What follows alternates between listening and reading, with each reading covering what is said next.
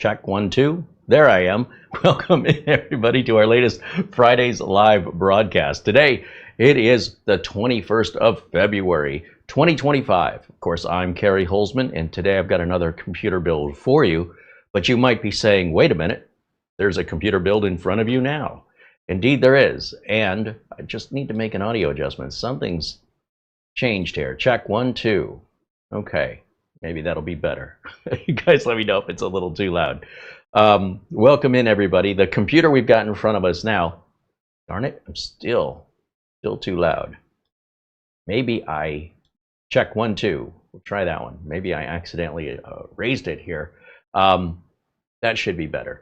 The computer I've got in front of you, these are live unscripted videos, by the way. So what you see is actually what's happening in the very moment it happens. And this is how we film here. We want to make sure that we have a very realistic, authentic, and genuine approach to showing people how computers are built, what some of the struggles are, and we don't edit out little errors or video production issues. We just keep rolling through them because I want you to understand what the reality is, right? Too many other channels, they can control the output. They can make themselves look smarter than they really are. They can make themselves look funnier than they really are. We just let it roll. Just try and be real. We hope that you appreciate that, and we appreciate you guys being real too. So much fake on the internet, and it's only getting worse. Get off my lawn. This is the final look of when we took the parts out of the Apache helicopter build. So about 4 years ago, we did this Thermaltake build, the AHT600. And I think I have a video capture of that right over here. There I am. So for those of you who missed it, I think I can go here. There's the build. And right here, there's a little case and a bigger one. And on the bigger one, we took the components out of it so we can refurbish it with newer, more modern components. We haven't done that yet. But what we have done, if I move the little one out of the way there, you'll see the Thermaltake cooler, the Thermaltake logo there, also along with that motherboard and that video card. All that has come out, right? You see the 3 fans to the right. Those fans, that RAM, the cooler, the motherboard, all of that is now over here. Where's my...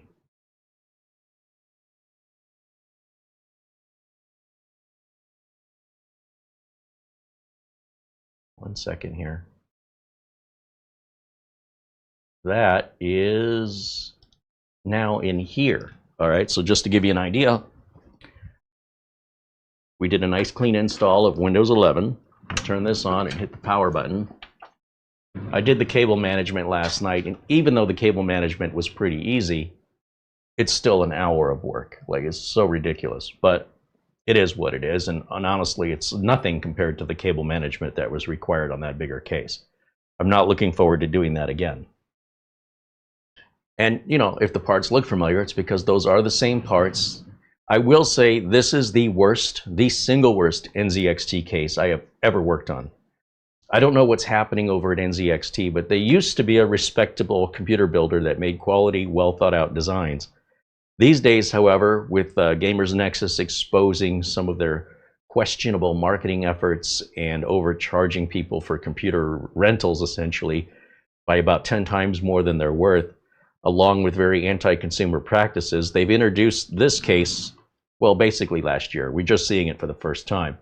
And this is a new low, as far as I'm concerned, for NZXT. They've dropped the ball so many different ways here that I might as well have just bought a case on AliExpress and saved the money. What attracted me to this case was the brand name, NZXT, a known, trusted name, used to be in the industry, and the price of $80. But for $80, they gave us no ventilation holes under here for the power supply. So we have filters basically on the top and the front, but those would typically be exhausting air, and you don't need to fill exhaust air. You don't need to filter that. The power supply, on the other hand, is a pretty critical component. Well, there are little rubber pads that will lift the power supply up about 2 millimeters away from the bottom of the case. It's not quite suffocating it, but it's definitely restricting the airflow. Now, given the name of the case is called the Flow, you couldn't have lied or been more deceitful. The material of the case is the cheapest material I've ever seen NZXT use. The metal's very thin and easily bendable. The cable management is terrible for an NZXT case. And while it may be still above the rest of the cheaper cases in the sense that they do give you some bent pieces of metal for which to route your cables, they don't provide the plastic tracks and everything like they used to, at least not on the other H5s that I've used in the past. I'm offended they call this the Flow because it's the opposite. Now, because we put our radiator in the front and we want to see those RGB lights in there, we have to have the air going out the front. That means turning around this rear fan. But what NZXT decided to do was, again, they're bending a little couple of pieces of metal and running that rear case fan into the metal, and then they bend the metal closed. So you can't get the cable out without getting some pliers and bending it back. It's a very, very cheap design. I'm not a big fan of the PCIe cards being secured from outside of the case. We typically don't allow this in corporate America because we don't want the employees stealing the components out of the case. And quite often cases would have locks or something, but there's nothing to secure this glass panel. There's no screws, I should say, to secure the glass panel. It just simply pops off. That's it. I could go on and on about all the reasons you should not buy this case, but given the recent, relatively recent news from Gamers Nexus regarding NZXT's rental of machines being so preposterous and ridiculous, and they changed the specs and they don't let anybody know the specs have changed, on top of the fact that they've been fairly unapologetic about it, at least from what I've seen, it does seem that something's changed in management where they're trying to race to the bottom instead of continuing to provide a good quality product at a value. And, look, it's their company. They can do whatever they want with it. But if it were me and I was wanting to compete with AliExpress, I would not use my brand reputable name on cheap products that compete with Temu and AliExpress. I'd call it something else, because now I don't know. By the way, Kingston does this too. I don't know which products are good and which products to stay away from. Now, if you had a budget line, call it NZXT budget. I don't know. Take the name NZXT out altogether would be preferred so that people wouldn't know they're the same company. Because I would never buy again from a company that makes a case so thoughtlessly and cheaply as this. Never again. And the fact that it says NZXT on it means I probably paid more for this than just buying something similar from AliExpress. I thought I was getting a good deal on a quality case. Congratulations, NZXT, you fooled me. And I'll be very cautious, and I'll be thinking twice before ever buying an NZXT product again.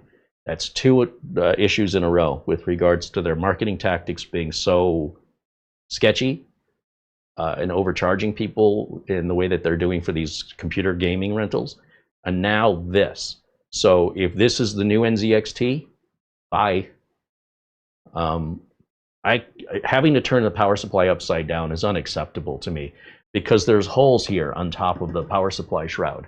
And if you're building and one of those screws you're building with falls through those holes, which are big enough to allow screws to fall through, and the power supply you're using has a fan cover that has holes big enough for screws to fall through, as this one does from EVGA, that's a high voltage area inside of this power supply. And if it's plugged in when that happens, there's going to be a big bang, and it could fry everything in your system, and you're certainly going to be buying a new power supply. If it's off and the screw falls in and you're able to shake it out, I mean, you have to take the power supply out, disconnect it. It's a huge, massive pain in the butt. Further, we're drawing hot air in from the case, and we're slightly impeding our airflow. As I mentioned, these front fans are all going to be blowing air out. So we had to turn this fan around so that all our airflow moves the same direction, except now we also have a power supply pulling air down and out the back, which slightly impedes this airflow. We want all airflow going the same way. If this power supply were installed properly in a case that, as far as I know, NZXT's, any other case they make, would properly have a filter down here, and your fan on your power supply would be down towards the ground so that it can draw cold air from the room and then exhaust it out the back. Nothing that the power supply brings in for air ever enters the case or exits the case. But in this design, it's forced to. There's nothing you can do about it other than hope that the little teeny tiny couple millimeters they give you is enough for airflow for your power supply, which I don't think it is. It's very, very narrow. And so while it's not completely suffocated, it's definitely restricting airflow. For what reason? You gave me basically a mesh filter on top and a mesh filter in the front. And this isn't even a thick enough bezel for us to put fans behind it. So what's the filter for? Doesn't make any sense. You don't filter air you're exhausting. And then where there is air coming in, specifically to your power supply, which is a pretty expensive component, there's no filter on it. There's no way to even prevent screws from falling inside of it. So I just can't get over how bad this is that it has the word NZXT, the brand name. I've never seen a product this bad from NZXT in the history of the company. And I hope that they find their way back to their roots. But until they do, and if they do, we won't be using any more NZXT product on this channel. Just want you to know, for 80 bucks, we could have bought a much nicer case. And if this was an NZXT case that was held to their previous values, it would have been a good value. But for all those reasons and a few more I'm not even going to get into, this is terrible. It's absolutely disappointing. The good news is, because this is a used motherboard, this is a 4-year-old motherboard with a 4-year-old cooler, with 4-year-old RAM, 4-year-old solid state drive, and even the power supply is my old test bench power supply, I don't mind putting it into a cheaper case. But that was not my intent. But as it turns out, it's okay because it kind of goes along with everything else. But if I was buying brand new parts and putting into a case this cheap, then I would hope that those brand new parts I was putting in were all like the cheapest things I could buy. The Ryzen 3 processor, or some very low-end entry-level budget, because that's what this case is for. This is all about show. With the glass, it's very poorly designed, very little thought for the builder in here, and very little versatility for options. You should be able to flip the power supply whichever way you want on every NZXT case I've worked on. These screws that are exposed on the outside, these should be inside the case. This is just a sign of a cheap design.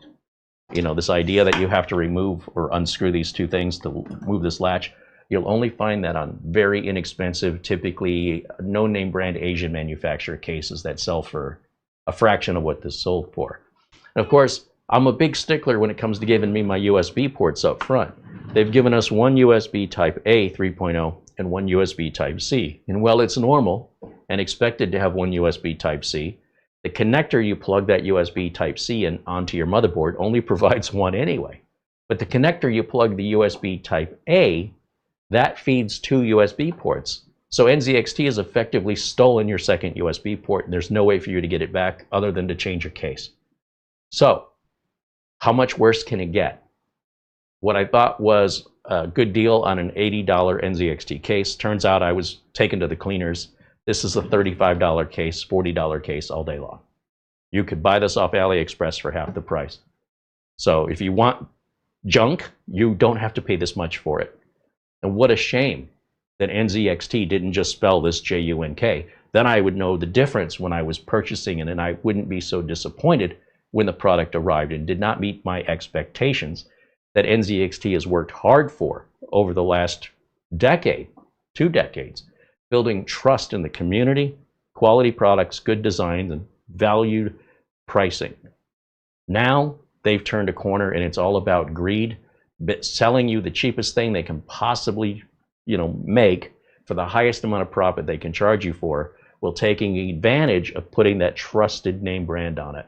What a disgrace. What a terrible decision. And I'm going to count myself lucky that it only cost me $80 to learn that lesson. All right, so you do with that what you will. Welcome in, everybody, and let's just say hello to everybody. He went off on the case. Yeah, well, look,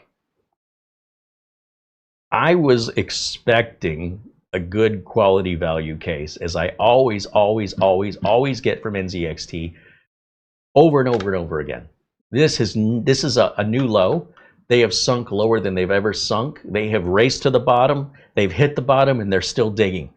What a disappointment. I am shocked that they would make such poor decisions and that they would dilute the value of the trust and respect of the quality and the value and the thoughtful design that they have built over the years, that they would just throw that away just to make a couple extra dollars, which, by the way, I won't be buying again. So whatever profit margin they increased on this case, they won't be getting any more money from me. So is it better to make, a certain amount of money right up front, or would you be better off making less over and over and over and over and over endlessly with repetitive purchases? Personally, I think you're better off selling a quantity and you make a little bit off each one. And I think that's going to earn you a lot more money and it's more sustainable versus if you want to trick people and rip them off, misrepresent and build up a brand to have a reputation and then use that reputation to build cheap crap, overcharge for it, you're not going to get any repeat business. So you'll make perhaps more than you would make in a shorter period of time, but then people catch on and there's just going to be nothing. That's the way I think it's going to go. And it's certainly the way I'll definitely be a part of that movement because I feel like I was tricked. Now, I did buy the case from Amazon. I could just take everything out of it and put it back in the box and send it back. But I can't be bothered. I put way too much work in it. It's fine for what it is. Again, it's a 4-year-old system. So it turns out okay. There's just a very limited versatility in this case. There's not much more we can do with it. And it just so happens with the parts, just by coincidence, that works out okay. The only other thing you might want to put in a case like this with a motherboard like that is a GPU, and it'll seat that fine. But not as good as it normally would be. And you could usually add a lot more. Have some versatility, different types of hardware you want to add without running into the limitations this case has, as well as the material is very thin on this case. It's not typical of NZXT quality, and I think there is no more NZXT quality. I think the new people in charge don't care about that anymore. So we'll wait until they get replaced or reschooled, or if the company goes out of business, whichever happens first, and we'll keep you up to date if things change, for better or for worse.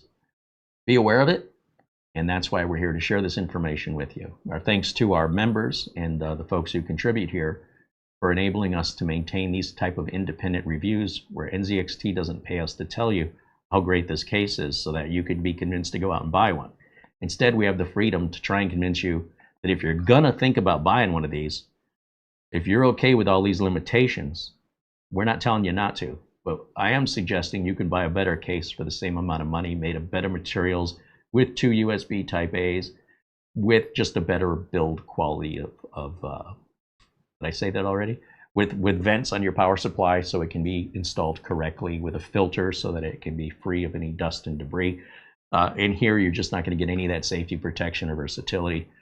And for the price, it's I don't get it. It's like you've known somebody honest and truthful with integrity your whole life, and then suddenly they become a thief and a swindler. And you just can't believe your eyes. That person would never do that. And somehow they turned a corner for the worse. And you just hope they don't travel too far and they remember where they came from and come back because you care about them. But on the other hand, it's their life. They want to go down that path. Best I can do is say, you'll go without me. Wish you the best of luck, man. Say my goodbyes, because I may not see him again. Thank you to our friend Buster, Peter Laycock, with a very generous, very, very generous contribution prior to the show today. And we certainly would not be making as many videos without him. And of course, the help of all of our members joining us today. So we appreciate that very much so that we can continue to be, again, independent without any ramifications from companies that will try and tell us, well, they won't try, they'll pay. That's what they do for most content creators. They pay them to say certain things, and then before they're allowed to show you, the audience, their video, the company has to look at it first and allow the content creator permission to show that video. And in return, the content creator gets paid. That's not a business model I want to do. And so long as we have the support of the audience, well, we can continue to do this for better or for worse. Call it what it is without any sort of financial consequence. All right, so just so you guys know. Hello to Darren Gilholm, Thomas Mac T. DMOT G says hello. Eddie Casanova and Badger, Luke Greenia and Mortant say hello. Andy Kane says hello. Alan Lindos with a super chat of $17.77. Right on. Thank you, Alan.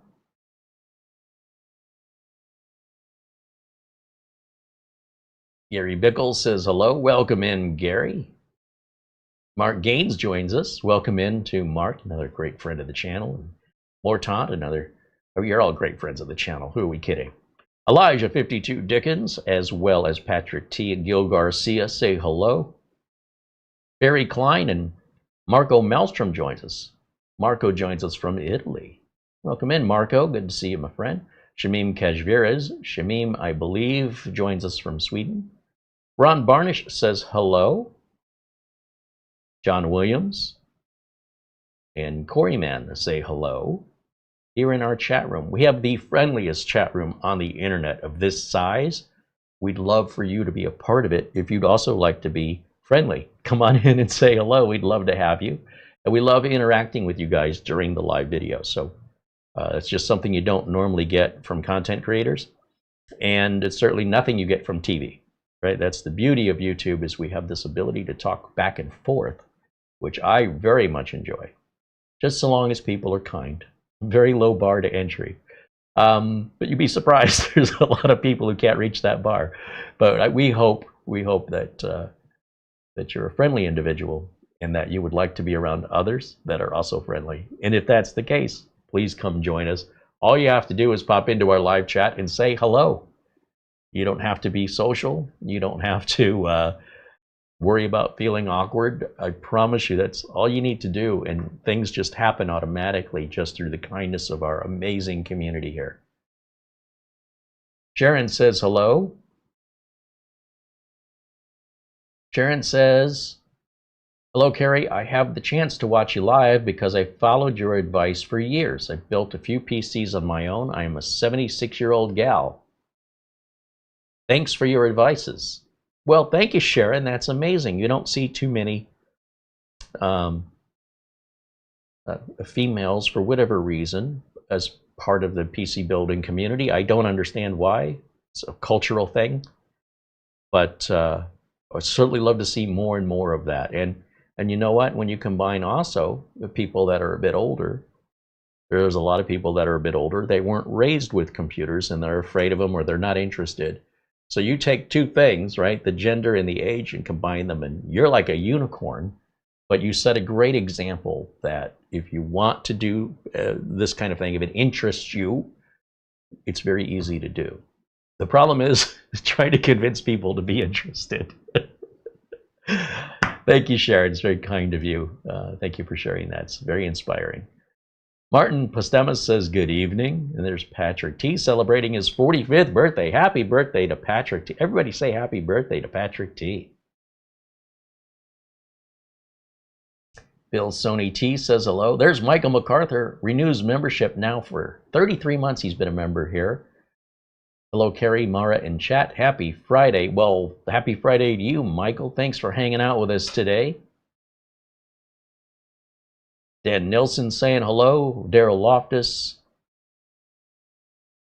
What else? Who else? Mecca Cameron saying hello.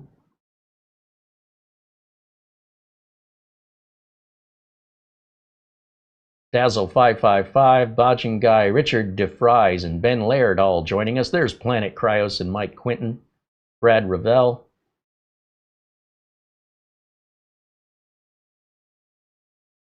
Z Manor, Oystein joining us from Norway.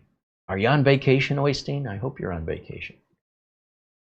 I mean, to me, Norway would be a vacation, but I guess if I lived in where I would vacation, I don't know where I would vacation. I would already be on vacation if I lived in Norway. Thanks for hanging out with us today, guys. Today we've got a brand new build. I just wanted to get this out of the way. I just wanted to show you the final shots. There is a little bit of RGB through the front there, but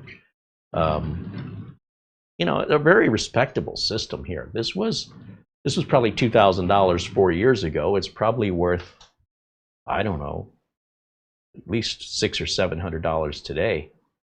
But you know, good luck trying to get anybody to pay that. It's 4 years old. Yeah, it's also top of the line from 4 years ago. But this is a very fast system, and it does also have built-in Wi-Fi. This is a Z490 AORUS Elite AC, so the AC is the Wi-Fi. And back when we purchased this 4 years ago, that was probably $250 motherboard, I want to say.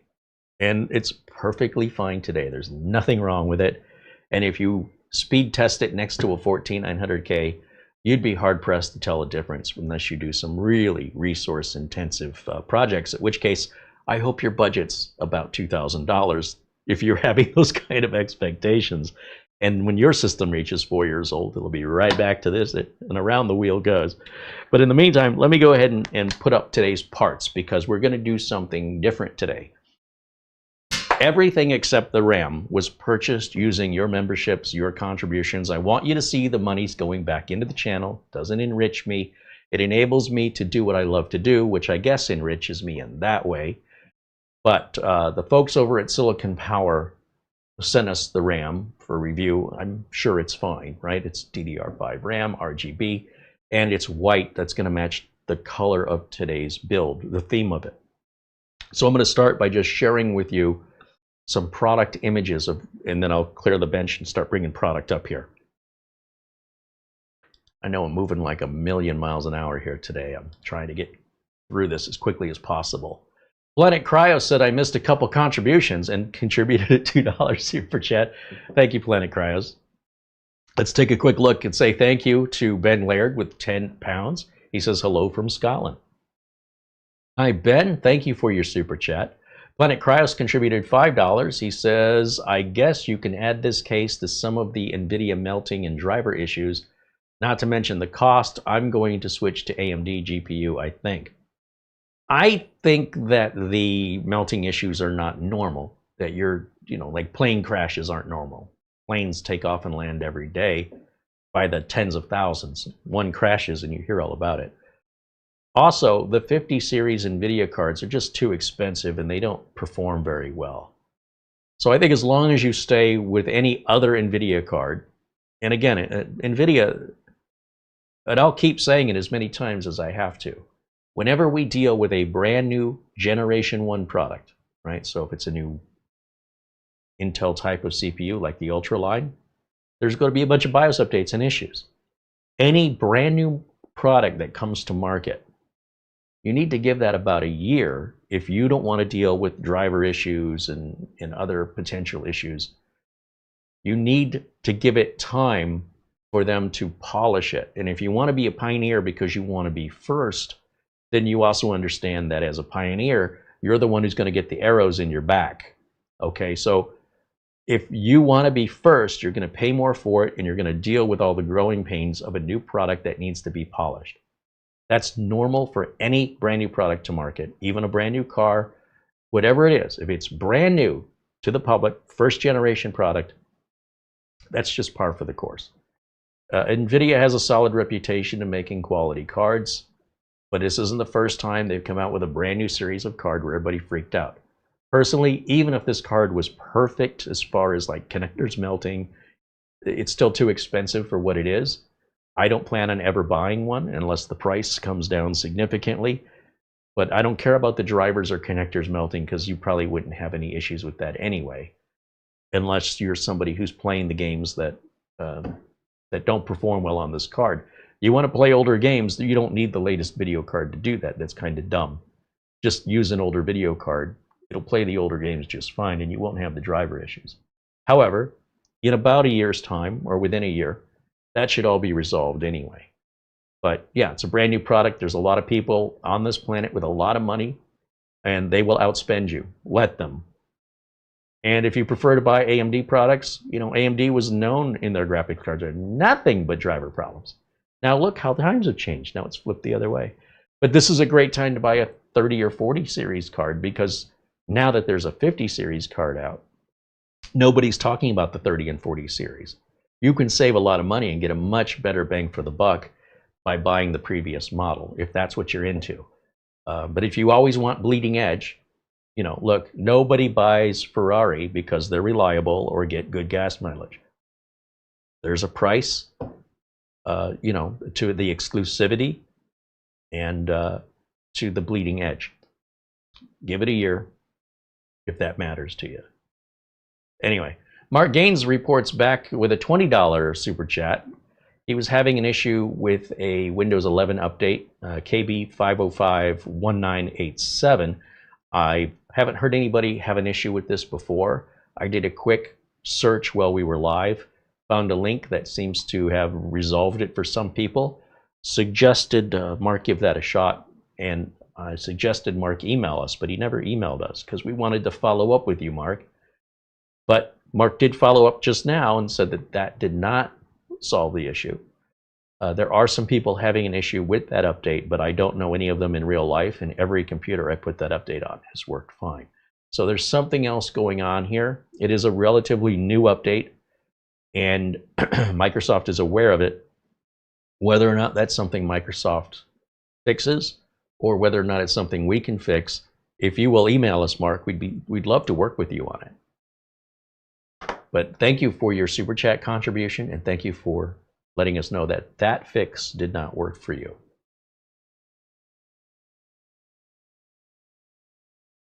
Okay, I think that catches me up. Go Shadow said it would be nice if you could find reviews of affordable video cards. I don't know what affordable means to you. I know people that think a $5,000 video card is affordable. I know people that think a $200 video card is too expensive. I also don't know what you want the video card to do. So it is impossible for anybody to tell you what you define as affordable, or what kind of card is capable of doing what you expect it to be able to do to whatever level of performance you're expecting at what price you're expecting. To the best of my knowledge, that's like me saying to you, you should provide food reviews of food I like that I can afford. That is going to fill me up. I don't want to leave hungry. You don't know what I like, you don't know how much I'm willing to spend, and you don't know how much I eat. Some of these things you have to do yourself because everybody has a different, literally, everybody has a different answer. I'm not a gamer. None of my customers have video cards. None of them. We do work. We're in the business. We're not an enthusiast business. We would be out of business if we focused on the enthusiast community, who always wants the most. They want to complain about how much it is, and they're an impossible group to please. So I can't stay in business with that. What I'm trying to bring to YouTube is a business perspective that you guys, I want you to consider. Businesses overall and in general, big corporations, you know, those big high-rise buildings, do you know what pays for those? Do you know how people buy their houses because they go to work? We're focusing on being able to use the computer productively, not as a toy, but as a tool. If you want to play games, I would suggest an Xbox or a PlayStation, and I don't mean that sarcastically. It's a much better value. The games install without any issues, usually, and you don't have the update problems and such that you have with a PC. On the other hand, if you're looking for a tool and you want to sometimes have a little fun with it, here you go. But if your main focus is fun, there are pretty much any other YouTube channel that are enthusiasts that don't actually do this for a living that will guide you through whatever the latest game is in frames per second that people are obsessed with. We don't need to add to that fully saturated side of YouTube. And we certainly hope that you get what we're doing here, which is to provide a more practical approach to value, to your investment in a tool that you rely on every day, and not as a toy, and not as a novelty, something that's important to you, within a reasonable amount of money that can last a very long time without giving you constant headaches. But if you want to play games, I'm not telling you not to. It's just not what we do here.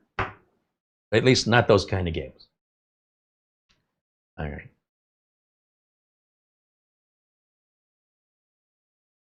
Thomas Mac T says, Mama Gina, Carey. There's an Italian lady who has a YouTube channel showing how to make traditional Italian dishes. She lives in New Jersey, and she makes hundreds of videos showing the dishes she was brought up making in Italy. And it's old school, real Italian. You know, we're not adding any xanthan gum or bizarre modern day ingredients. These are old school ingredients, very basic, very delicious Italian comfort food, from pizza to pasta, lasagna, and garlic bread, and you know, everything in between. And she is a pure joy to watch. So the name of the channel is Buon Appetito, and she is just amazing, amazing. And she's still doing it at her age, and then she's got that thick Italian accent that really adds to the authenticity that you're watching. That's real Italian food made by a real Italian. She's fantastic. So if you're looking for some fun to have in the kitchen, you know, to make something fresh and old school without all the chemicals and modern day preservatives and artificial food coloring, she keeps it real. And yeah, she's fantastic. Nick Poverman joins us. He says she is amazing. She also has a cookbook on Amazon, by the way. A lot of the recipes that she shows on YouTube, she also has in a cookbook, and you can support her by buying the cookbook, which is over at Amazon. Let me see if I can find it.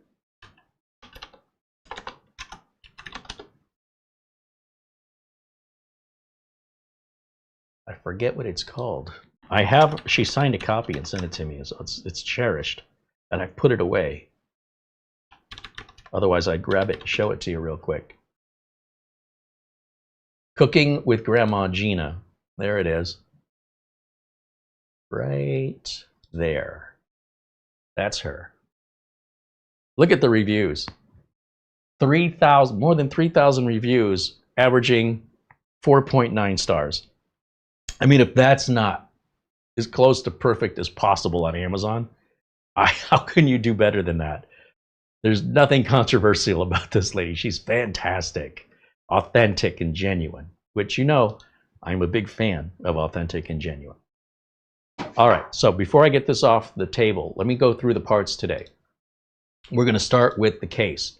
I saw this case online, and well, I've had enough of the aquarium cases. Again, no businesses use a case like this. No businesses that I work with.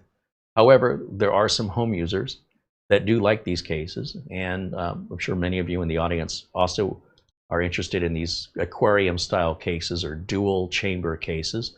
And this one's a little different because it is small. It's not as big as it appears to be. We're looking at a micro ATX build. You can tell by the number of slots in the back, 1, 2, 3, 4. That tells you that's only going to fit a micro ATX motherboard. If this were a full-size or mid-size tower that was ATX compatible, you'd have 7 of those slots back there. Right back here. See? 1, 2, 3, 4. So this case, well, it's wide, it's not very tall. It's got that simulated wood grain. I think it's simulated. And then we've got 2 USB Type A's. Hey, what do you know? From the cable that provides 2, we get 2. There's a USB Type C from the cable that provides only 1. We get 1. We have a power button and what may be a reset or LED button and a 3.5mm audio jack. Anyway, looks like a great design. Saying they're calling that a bamboo. I don't know if they're referring to the color or the material. I haven't seen anything like this before with regards to size. Oh, that is a reset button. So I thought that's different enough, but everything we've got, because the case is white, we want to match the color of the parts. So we go with a white motherboard using the latest new budget chipset for AMD's latest 9000 series or even latest AM5 series CPUs, the 850 chipset, B850, the M meaning micro ATX. So if it didn't have the M after it, then just a B850 on a full-size ATX. It's got Wi-Fi 6E built into it. They call it ICE because that's just the name of the color. And it's a socket 1718, which is AM5. DDR5, 2 M.2 slots, Wi-Fi 6E, 2.5 gig LAN, and a 5-year warranty on that motherboard from Gigabyte. $200. For the CPU, we're going to use mid-range. We're going to go AMD Ryzen 5 9600X. This is a 6-core, 12-thread processor that does not include a cooler, which is fine because we want to do a nice white liquid cooler. Since we have all this glass, might as well show it off. $236 for the processor. This will be the cooler. I've never used any Thermalright coolers before. I've used their socket frames, and they're only like $9. They seem like a really good value. And I've heard good things. Their prices are a quarter of what CORSAIR wants for a 240 millimeter RGB cooler. CORSAIR wants $199. Thermalright wants $49.90. Granted, we don't get a screen or anything on the front. I don't need that nonsense. And it's the same size cooler. So will it work as well? I don't know. We're going to find out. For 50 bucks, totally worth it. Just for the experience. We'll also add a couple of additional fans. This case does not include any fans at all. So $13.19 gets you 3 of them versus getting you half of a CORSAIR fan. You could buy about half of one fan that's RGB and white from CORSAIR, or you can get 3 full RGB fans from Thermalright. Gee, what should I do? These are 4-pin PWM fans. Are they any good? We're going to find out. Our friends over at Silicon Power sent us some RAM they'd like us to introduce you to. This is the Storm DDR5 and 32 gigs, and it's up to 7,200 megatransfers. That's pretty fast RAM. And it's white, so it's perfect for today's build. And thank you to the folks over at Silicon Power for giving us the opportunity to evaluate it. It looks fantastic, and I expect it's going to work just as any other RAM. They do have slower RAM that's a bit cheaper. You see the 6,400 megatransfers here versus 72. And the higher the number of megatransfers per second, the more expensive the RAM is. 105 bucks. It's RGB. It's fast. It's very competitively priced with that in mind, if that's important to you. Our friends at Orico sent us a 2 terabyte NVMe drive. So I forgot that we didn't buy this part either. Orico said, if you want Gen 4 and you want to be able to get those speeds of over 7,000 megabytes or up to 7,000 megabytes per second on sequential reads, you don't have to spend 200 bucks for 2 terabytes or 150 bucks for 2 terabytes. They sell it for $129.99, and there is a 15% off promo code going on right now, but because I'm not signed in to Amazon, it's not showing it. So 10% of 129 would be about $13, and then half of $13 would be about $6.50. So $13 plus $6.50 would be $19.50. That's 15%. $19.50 would be about 15% off. So that would bring the price here down to about $110. Suddenly now, that's a really good price for a fast Generation 4 2 terabyte NVMe drive. And the warranty, I believe, is that a 5-year warranty? 6,500 maximum on the writes. That's very respectable. Does it say what our warranty is? They're usually 5 years.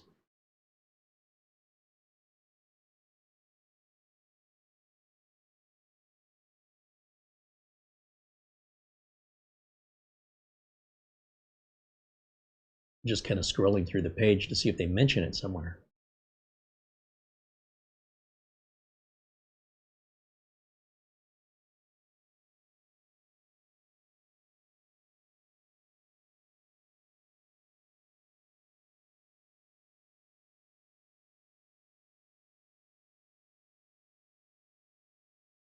A little more information.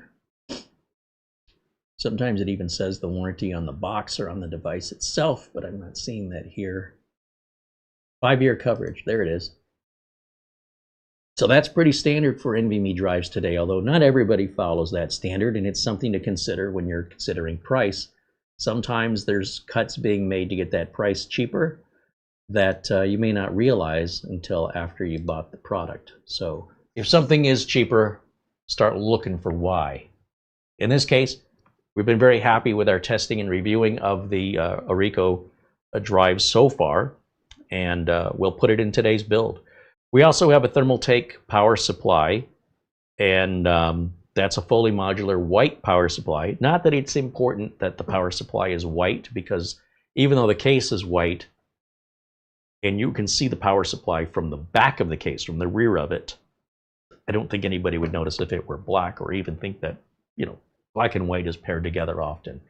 But just to keep it completely all white build, I've had really good luck with the Thermaltake power supplies, and I should have a link here that I can share with you. Now, all the links of all the products I'm showing you, they are in the video notes below this video.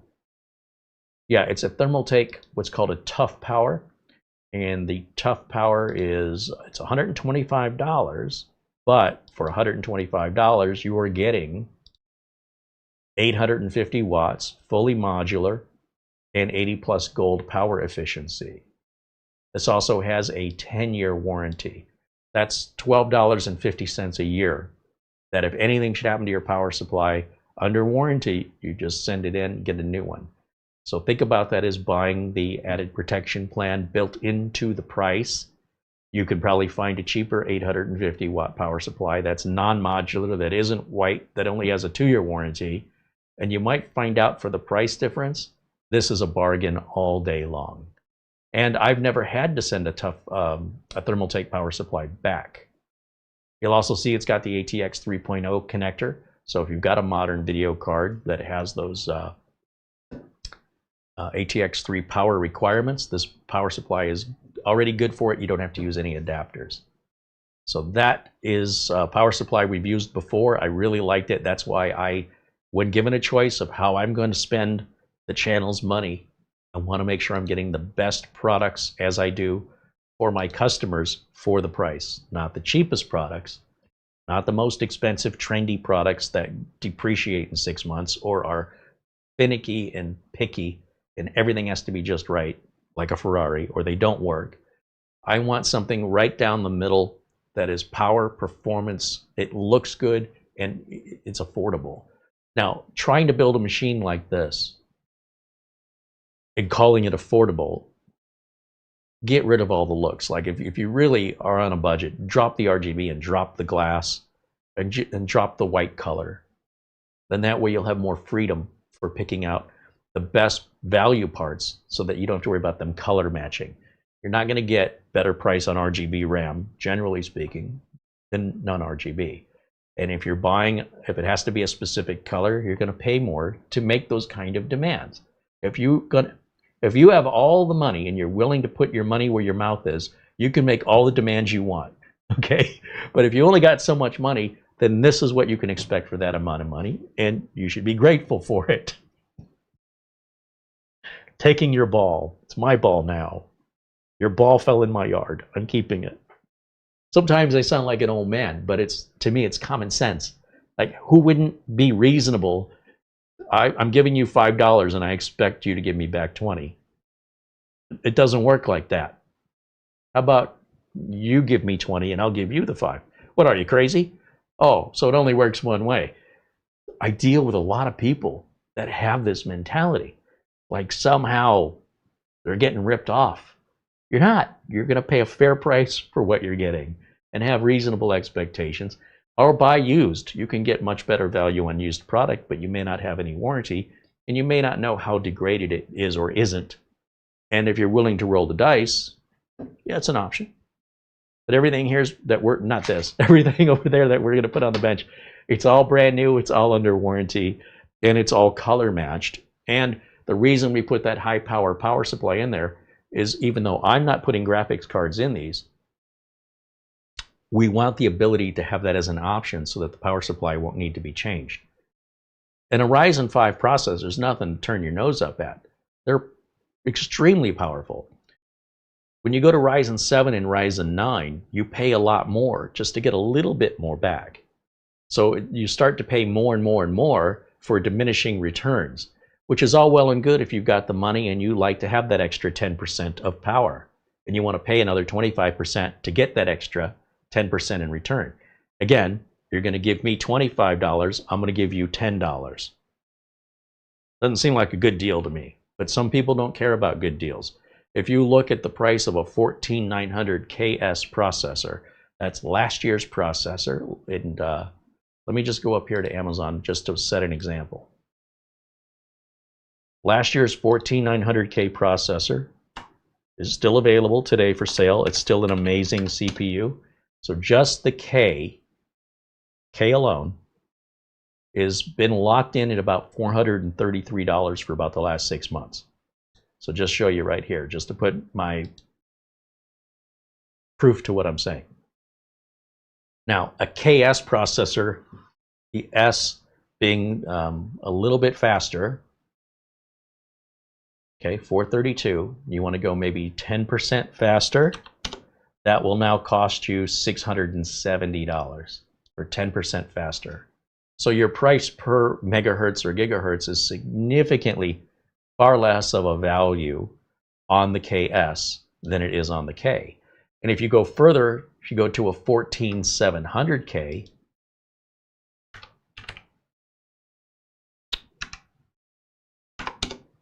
oops, where's my buttons? 14700K, instead of 433, now you're paying $100 less, but you're not really getting that much less in performance. And where I think the bargain is, me personally, is just drop the K and go to a 14500 i5, and you can pick those up all day long for $235. Like, you could buy 2 of these for basically the price of 1 of the 14900Ks. You could almost buy 3 of them for a 14900 KS, and 3 or 2 of these working together are much, much faster than a single chip by itself. So are you looking for value, or are you just looking to impress the neighbors, or do you have an actual use case scenario where you need that power? Because if you absolutely need that power, then obviously you're making a lot of money that justifies that kind of resource requirement, and so you would expect to pay more to have that demand. But I honestly think if you want the best value, you want the Ryzen 5 or the Ultra 5, you want to be right down that line. The minute you go to a Ryzen 7 or Ultra 7, the value starts to drop, and the drop becomes steeper when that goes to a Ryzen 9 or an Ultra 9 for what you're paying. So adjust accordingly. Some of us have more money than we know what to do with. I'm not one of those people. So I'm always, and neither are my customers, by the way. Or if they are, they're not telling me. So we're always trying to find that sweet spot right in the middle. And for a while now, the Core i5 has been much, much faster than the Core i7 from a couple of years ago. Just 2 years ago, the Core i5 is faster. And on top of that, it's a better price. It's the same warranty. It's the same motherboard. And we don't have extreme cooling requirements either on a Core i5 that we typically do on a 7 or a 9. Because obviously the faster and higher performance, the hotter it's going to get, the more extreme the cooling has to get, the more expensive the cooling gets. All right. I think I got it all out. Take a breath. Let me jump back over to the chat room.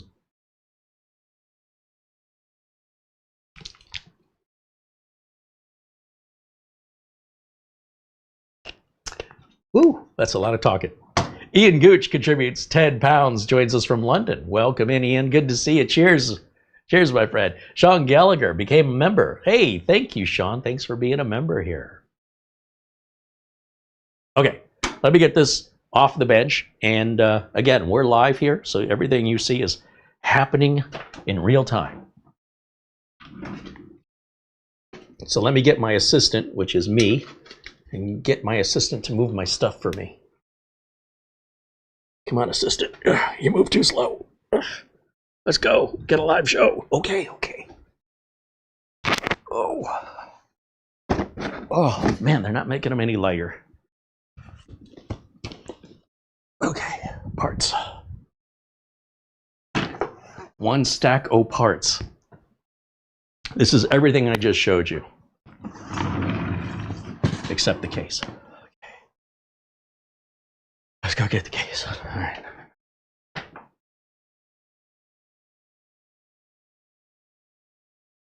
Look at this little bulldog. Ugh. There, it's important you make groans when you lift it, especially the older you get. Come on, isn't that cute? It's like a big case, but further away.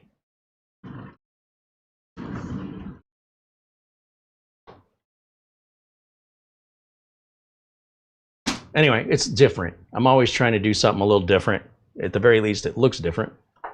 I want to put the liquid cooler in just like it was in the Apache helicopter, where the fans, I want to put the fans in there. I think it'll look great. And again, a lot of this is just based on looks, but also on value. If I took away the looks, I could get a better price, okay? But I'm paying a little bit extra for a lot of the RGB. I'm hoping the Thermaltake stuff is good, because it almost seems too cheap to be good. But we'll try it out. Now, I know the Orico drive and the, well, I haven't tested the RAM from Silicon Power. All of the previous Silicon Power products I've used have all been really good. And I've got the latest BIOS for this motherboard already downloaded onto this flash drive.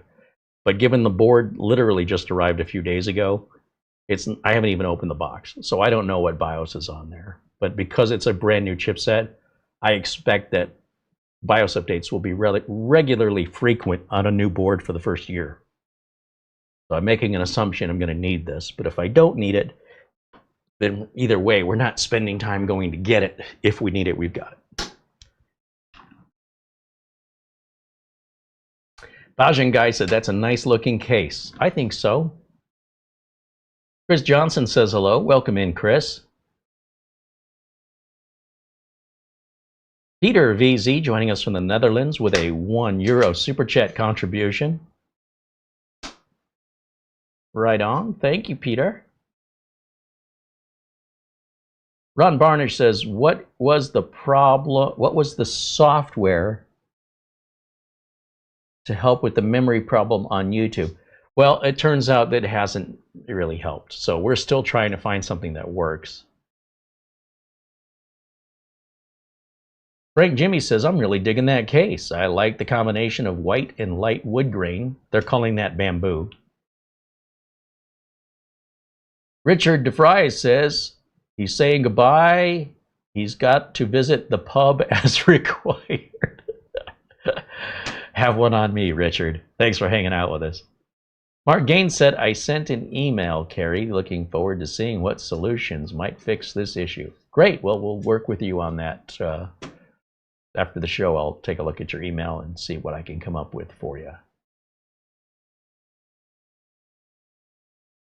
Kelly said something about adding wood or bamboo to a case is just beautiful. You know, obviously, we have many of you in our live chat that have refined taste. Blackberry Brad said, very nice looking case. The bamboo makes it look so nice. Wow, it's almost universal, an agreement from the chat room. That almost never happens. Chris Garrett joins us and says hello.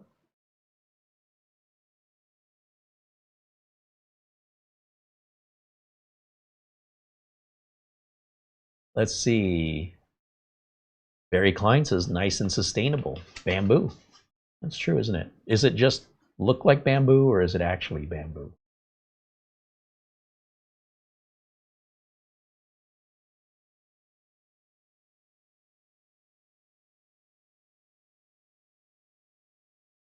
Dustin Fuller just renewed his membership. Now a member for 33 months. Right on. Thank you, Dustin. He said that's a great looking case.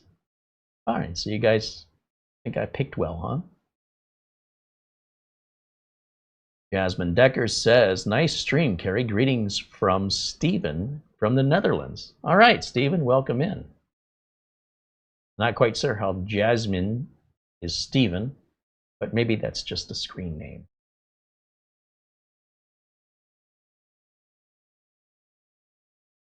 Lucifer wants to know, what are my takes on Windows support ending? Well, Microsoft is going to offer people a $30 extension if you really refuse to let go of Windows 10.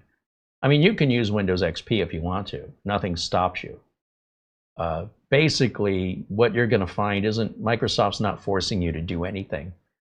It's up to you to decide what you want to do. If you want to use an insecure operating system on the battlefield where the enemies are using laser-guided missiles to attack you from countries that are not your friends, they want to steal from you, they want to take your identity, they want to encrypt your data. If you want to enter into that battlefield with an obsolete operating system that no longer has support, nobody's stopping you from doing that. Microsoft isn't forcing you to do anything. You can You can also purchase Apple products. You can learn Linux. If you really appreciate the safety and the convenience of Windows, then you will also appreciate upgrading to the newest version to continue that safety and ease of use. What will end up happening with Windows 10 when support ends are a lot of new products that come out simply won't work with it anymore after a period of time. I don't know how long it is, but it's not like one day Windows XP switched off. It's not like one day Windows 98 switched off. They're still available today, but why in the world you would use them on the internet, I just couldn't wrap my mind around it. But nothing is stopping you from doing that. Likely no USB will work on it, and likely no printer will work on it, and likely no software you install with regards to anything modern will install on it. So it just kind of fades away, you know, and at some point it becomes ridiculous. Because if I said, why don't you use XP, you probably would have said, well, that's ridiculous. Well, Windows 10 is 10 years old. At what point does it become ridiculous for you to insist on refusing to not take what's being offered? But if you don't like what's being offered, don't take anything at all. Nobody's forcing you to use. If you use Windows, you must like it. So it doesn't make any sense why you would speak so poorly of something and you continue to use it. You have choices. You're making a choice. Nobody is forcing you. If you don't like your choices, I suggest you make better choices. But there should be a 1-year extension for $30 offered by Microsoft. And we'll talk more about that in about 5 or 6 months. You know, we could talk about what the weather's going to be like 20 days from now, but I don't understand the point of that discussion so far in advance, especially since so much can change between now and then. So having the discussion at this early, long before support officially ends, to me is a waste of time, and it's basically gossip. And, you know, you can gossip amongst your friends, but I'm not a fan of gossip. So when we have actual information, when it starts to matter, we'll let you know. But rest assured, it's always your choice. You don't have to participate. All right. We do appreciate your questions and appreciate you guys asking. Dustin Fuller. Oh, I mentioned that. He said it was a great looking case. And there, my browser just crashed. So that tells me that little browser fix thing is not working. We'll keep trying to find one that works. Jim KJ3N says hello. Yeah, Kelly in the chat likes KDE. There you go. You have a version of Linux. Don't have to use Windows. I mean, we are a Windows channel. I make my living because Windows is the most used operating system in the world because, you know, it's so terrible. It's so awful. Everybody's using it. That's how terrible it is. But that's how I stay in business, right? I don't stay in business serving Linux users. It's just a lot of work to try and find them. But that's all right. Thomas MacT said, P.S. That's a great looking case and a part selection. I think so. And I think, you know, for the price, we're going to get a really fast system. I think a lot of people immediately turn up their nose when they see Ryzen 5 or Core 5. They have no concept of just how fast today's computers are, or they have so much money that to them this is for poor people. Well, I'm happy to say I'm one of the majority, the poor people, right? If that's what we're going to do. I don't have the luxury of just throwing money at problems. I have to make sure that what I'm buying is going to last a long time. I don't want to buy the cheapest thing and have to keep rebuying it over and over again every time it breaks or is unreliable. And I don't have the luxury of buying the most expensive thing and then taking the time to constantly massage it and keep it happy, while it depreciates rapidly as a poor investment. And I think that represents the vast majority of people on this planet. We fall somewhere between poor and rich. Some of us are genuinely poor. Some of us are genuinely rich, but most of us are right down that middle. And much like my business servicing Windows, I go where the majority are so that I have the most impact possible, right? If I make this really niche and I say, hey, you know, we're only going to talk about this particular software that most people have never heard of, but those who have heard of it appreciate the content, I'll enjoy my 4 viewers. Well, the other vast majority of viewers go, I have no idea what this is about, nor do I care. So I'm always trying to find the common ground.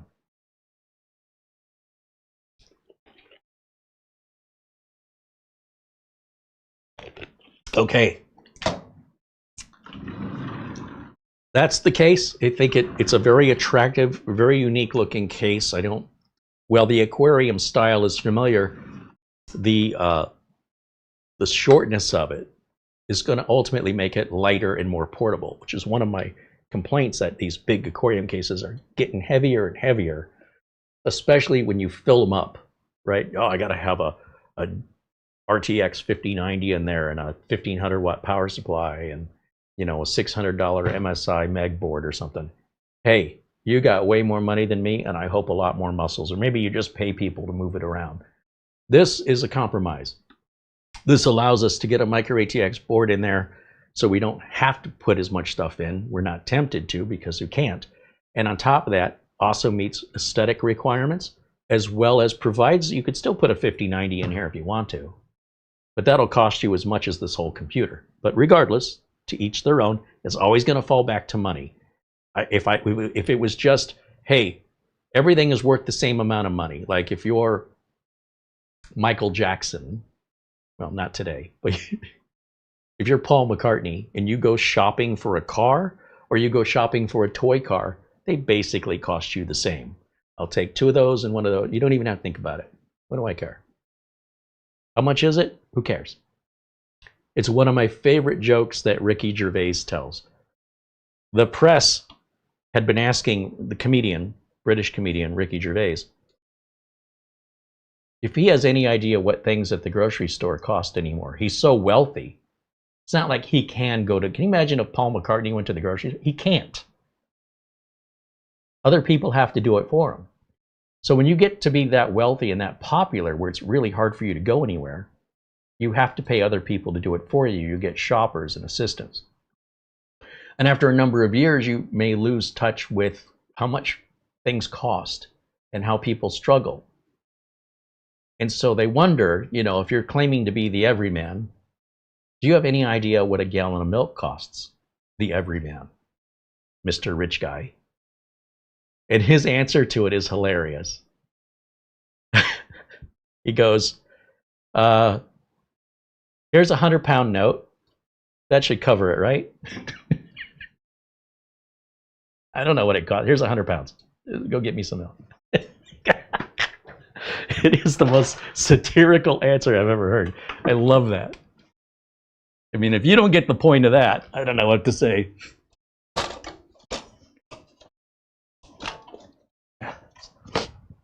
All right, we'll get that out of the way. Here's 100 pounds. That'll cover it. 1 gallon of milk. It's fine. Don't care. Nothing to me. All right. So, motherboard. Won't need the power supply till later. And I won't need these fans until later. So I'll keep these over with the case just off camera here. Kind of make some room on my bench.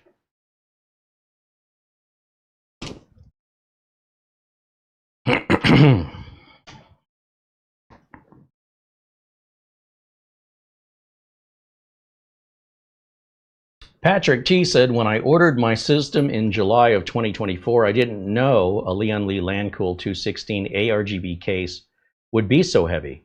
It nearly broke my back getting it up the stairs inside of its box to set up in use where it's going to be used. Yeah, well, taking it up a set of stairs is a whole nother problem, because if you can't see your feet and you can't see the steps because you've got this big computer you're holding, That's really a two-person job, and somebody's walking backwards. So these are absolute important considerations, and another reason why I think mini PCs are getting more and more popular. I think people, again, they turn their nose up because they're judging a book by its cover and have no idea the reality of just how powerful these little mini PCs are. And some people don't like the idea that there's certain upgrades you can't do to them, but those upgrades aren't necessary anymore in 2025. They're completely pointless when compared to the importance of upgrades in 2010 or in 1995. The industry is changing and the technology has changed, but many of the human beings have not changed. They still want to do things the old-fashioned way, which isn't optimized or cost-effective.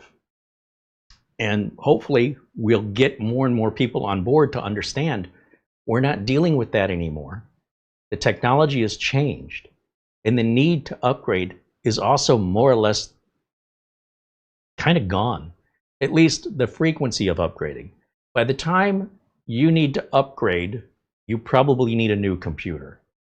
And the argument is, well, that was the point of the upgrade, Carey, so I didn't have to buy a new computer. But now it's become the difference in price. You can get a whole brand new computer for about the same price as what it would cost you to do your upgrade. And then you'll have two computers, right? You still have the old one, plus you have the new one. It might be a few dollars more to get the new one. And the new one will be faster. And now you've got two computers. If you upgrade an old computer, you've got old parts, what do you do with them? And you still have one computer that's not going to be likely as fast as a brand new computer, but faster than the old computer was because you upgraded it.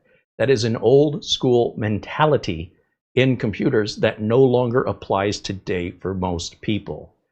It's cheaper to replace, and especially if you get a mini PC or any of these thin and light laptops where the RAM is soldered down, by the time you need more RAM, you essentially need a whole new laptop. Just putting more RAM in it won't make it any faster, not markedly so compared to a brand new unit.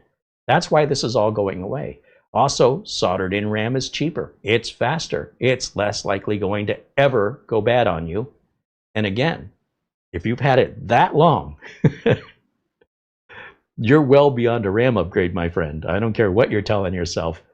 That might have been true 20 years ago. And I'm going to keep reemphasizing, stay with it, guys. Stay with the technology and understand it's changing, not only because it's more profitable for the companies, it makes it cheaper for you guys to buy it. Let's face it, we've never seen a world where you can buy an entire mini PC with a motherboard, a CPU, RAM, storage, Windows, activated legally, with a power supply, usually a VESA mount, with Wi-Fi and Bluetooth for $150? Are you kidding me? I spent over $150 to do a RAM upgrade in 1996 versus a whole new computer that just wipes the floor with the old one like it's nothing. So the longer and the older the computer is, the longer time, the older the computer is, the more extreme the upgrade, the evolution becomes. And then the upgrade seems so insignificant as to be like a little drop in a big, big bucket that doesn't really make any difference. But for the cost of that little drop, you could have a whole new bucket. It may not be my best analogy. The B850M AORUS, this does have Wi-Fi on it as well. That's our white antenna. That's what the motherboard looks like. Sexy. It's heavy. Wow, wasn't expecting it to be that heavy. And then we've got some packing in here. Just put that right over there. White SATA cables. I remember SATA cables. I hooked up a lot of these back in 2005. I don't know why they still make them. There's a little adapter for putting all of your power switch, reset switch, hard drive LED, all onto one connector. If you have a case that doesn't already do that, this is optional. You don't have to use it. Gigabyte calls this their G connector. Probably won't use it. We have a Go Faster sticker because everybody knows race cars that don't have stickers on them don't win races. Prove me wrong. Installation guide. Oh, now they're requesting reviews. Wow, times must be getting tight. And then something else that we're not going to read. Normally what we'll do is we'll take all the parts we're not using, any documentation, stickers, we throw all that in the box. We keep everything in this one motherboard box. And so whoever buys the computer, or if we're keeping the computer, we put the box away. There's nothing in here we need today. But in about 2 years from now, when we need to change something, upgrade something, or even possibly repair something, we may need the additional screws, wires, maybe those SATA cables I'm teasingly making fun of. Maybe I need one. I know where it all is. It will all be in this box, and so we'll put this box away somewhere for whenever that day comes. For example, the Apache helicopter build, we had to go find the box. Inside of that box are all the documentation and everything for that board that we moved and the cooler that we moved. But the box also contains all the extra stuff for the case. So I need to go through the box, separate that stuff out, because we are repurposing the case. Scissors. Glasses.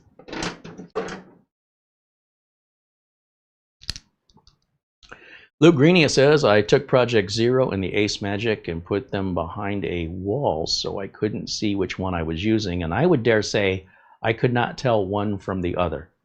Yeah, that's probably true.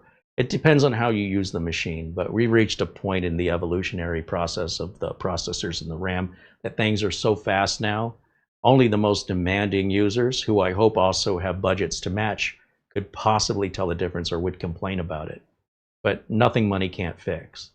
But for most average ordinary users, you can't see any difference. And in fact, our good friend Doug Betts over at Live Windows Training with Doug Betts YouTube channel, which is also interactive like mine, has been systematically replacing many of his clientele's computer with little B-Link budget entry-level like N100 processor computers, which many of you will turn your nose up at. Oh, those are just like Celerons. And the customers aren't even aware their old computer's been replaced. So in other words, it's not so fast that the customer's going, wow, something's been changed. And the customer's paying essentially 1/5 of the price of what the old computers cost that are not Windows 11 compatible to get a Windows 11 already installed compatible computer that essentially runs no differently. Customers aren't even realizing the computer's been changed. Ask Doug if you want more information. But that's where we're at with computers today.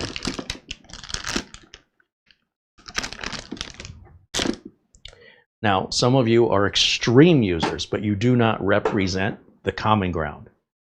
And again, with extreme users, there's just not as many of you, and so there isn't as big of an audience. And many of the people that watch these extreme YouTube tech channels never can afford to repeat what they're seeing. It's just like entertainment. Like a lot of people watch a Ferrari review video but won't buy a Ferrari. Most of us won't even sit inside of a Ferrari, let alone own one. But yet those videos will get a lot of views because people find it entertaining to watch how other people waste their money. Or to dream what it's like to have so much money you could waste it like that. Because, you know, you gotta have one. How could you live your life without a Ferrari? It's one of the basic necessities: food, water, shelter, heat. Ferrari. Got some stickers, or that's this protective plastic. Oh, look at this. We got a little latch here, and that exposes 2 M.2 slots right down there. I love that. Oh, and there is a little plastic on this. Typically on the heat sinks, they'll have some protective film. It looks like, oh, even these just swivel on. So toolless installation of M.2s, not only of the drives, but even on the heat sink. I love that. That helps justify that price. Pay attention to how many memory sockets a motherboard has, specifically micro ATX. Some only have 2 memory sockets. You might be thinking, this is a really good deal on this micro ATX board. But then you don't have the toolless removal of a heatsink for your M.2s, or it only has room for one M.2, or the M.2s are slower, or you only have 2 memory sockets. If you're paying less, you're probably getting less. And if that's all you need, well, then of course, follow through with your purchase. But if you realize you're locking yourself in to something that you might outgrow soon, then it explains why the price is cheaper, and that may not be the right choice for you.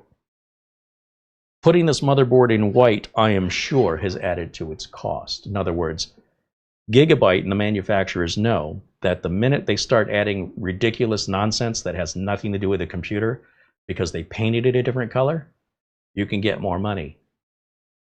You want a Tesla in any other color than white or black? Spend another $2,000. Do you want the white interior or do you want the black interior? Does it make any difference? It's the same interior. Yeah, another $1,000. It's the most ridiculous thing people will spend money on that is extraordinarily profitable for manufacturers of almost anything. Fashion is probably one of the worst offenders in that regard. But computers have now become fashion trends in many ways. Certainly Apple products are very much a lifestyle choice. And that's why Apple is a, what, a $3 trillion company now? How did they do that? Because they charge you a lot of money for a lifestyle. And you know what? If you've got that kind of money, I'm jealous. In the meantime, we're a Windows channel regardless, which I think is, you know, it's the most used platform in the world because it's the most attainable by the most amount of people. And so within that community, you will have some excess. This is considered excess from my perspective.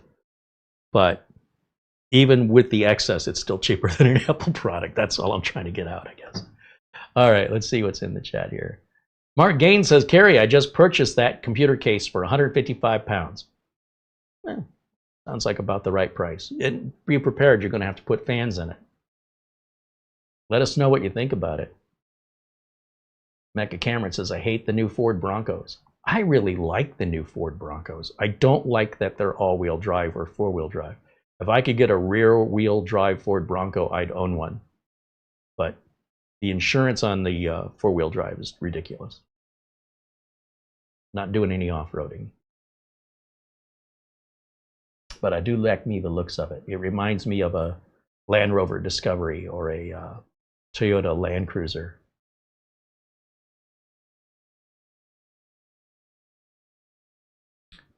Squirrel. John Paul Bacon said Android is catching up to Windows. Indeed it is.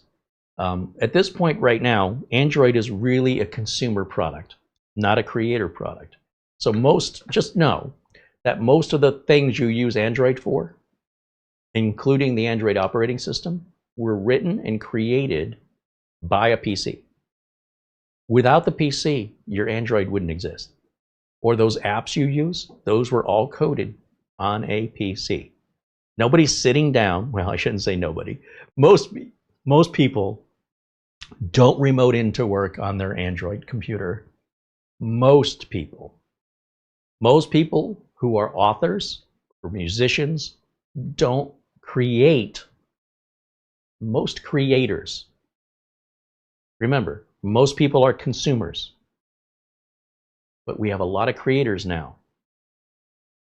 The Android is not considered a creation device, although you can do simple photo editing, audio editing, video editing, very limited. And in fact, you could remote into work and you could attach a screen to it and a keyboard and have all these attachments. You could do it, but it's a hassle. And, you know, I'm sure we'll start seeing more and more docking stations where you just dock your phone. And they already exist, by the way.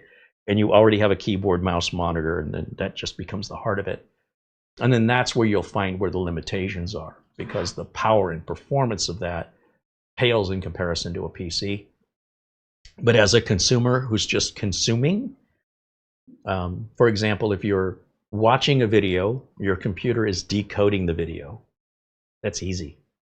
If you're creating a video, you're encoding the video. That is a whole different kind of resource load on the computer, especially if that video is 4K or 8K, 90 minutes long with a ton of edits and transitions and overlays. It will be a while on an Android phone that'll probably overheat and shut down on you because you don't have much for cooling in there on an Android-based device. But depending on what you use it for. I love when I read an article that PCs are dying. You know what I love about it? I love to write to the author of the article who wrote that clickbaity nonsense and say, what did you write this article on? PC. That's what I thought. Okay. So there you go. Food for thought. Barry Klein says, Carey, aren't you concerned about getting stuck in the snow there in Phoenix without four-wheel drive? I'd have to leave the house. No, we haven't even really got much rain this year. Well, there's Mara. What's happening? Getting away from a minute. Up close. You want to come look up close? Get a nice detailed view? You know, with that RAM? Yeah, probably nice. Yeah. Put it together. What are you doing? I'm hanging out with my friends. Put it together. Mom! I'm hanging out with my friends. I don't want to come home and eat right now. I don't want to clean my room. Playing with my friends. Right. Can they stay the night? Stay the night. We're going to do a sleepover. Sure, why not? All right. Let's do a stream overnight. Why does it sound so creepy when a Really 50-something-year-old man suggests a sleepover? Did a pillow fight? Oh, I better stop. Yeah, no, I like that board. I think it's... Yeah, no? Yeah. Sorry, not sorry? Sorry, not sorry. That's a nice board. I like it. Yeah. You know what? I never did take this up to the camera. Let me walk it over there. People might appreciate the detail. Exactly. That's my whole point. So Pretty. It's white and silver. And... It even says AORUS. They even painted the backside that you'll never see. It's a nice board. Yeah, I mean, look at how attractive that side is that you're never going to see. So glad they took the time and effort to really make that look well. And we're never going to see it again once it's installed. It looks great. Well, from this side, absolutely. Well, it looks great from both sides. Both sides. But it's not see-through on this side. I don't know. I get it. You know what that is?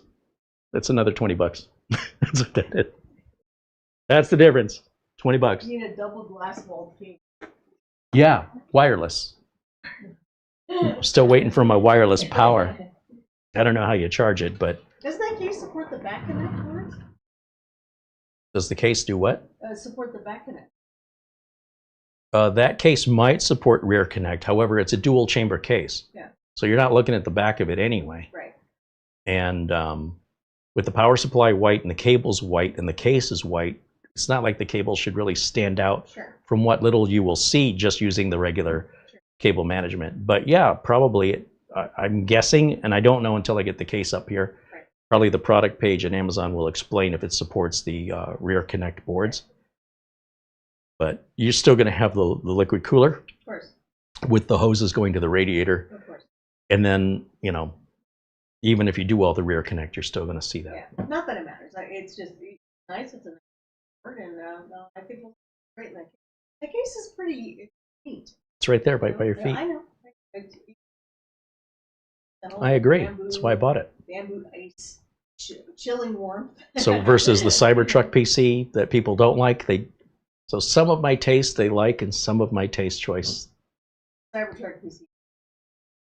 I didn't say it wasn't dumb. Sneaker PC, while it was fun to look at, it was just dumb. This is silly. This is good. This is nice. It could be me. It could be business. Be whatever you want to spend it on. Correct. It's all limited to your wallet. Yeah. Can't wait to see it put together. All right. Get to work. So bossy. Okay. Lagrinia says they need to make a rear connect version of this. Hey, they might, for all I know.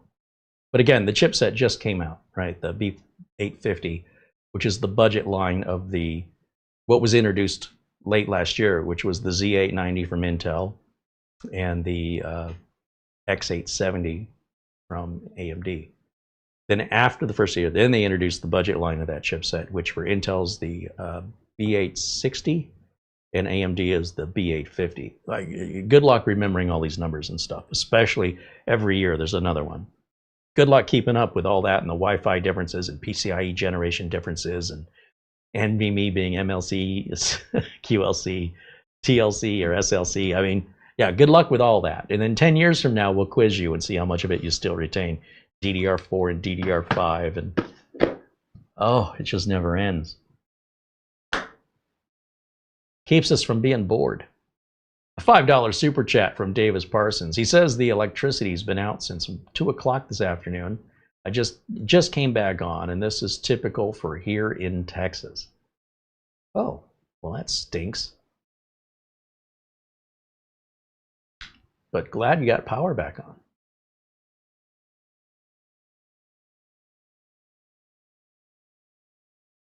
Greg says they painted the back of the motherboard so it would go faster. You might be right. You just might be right.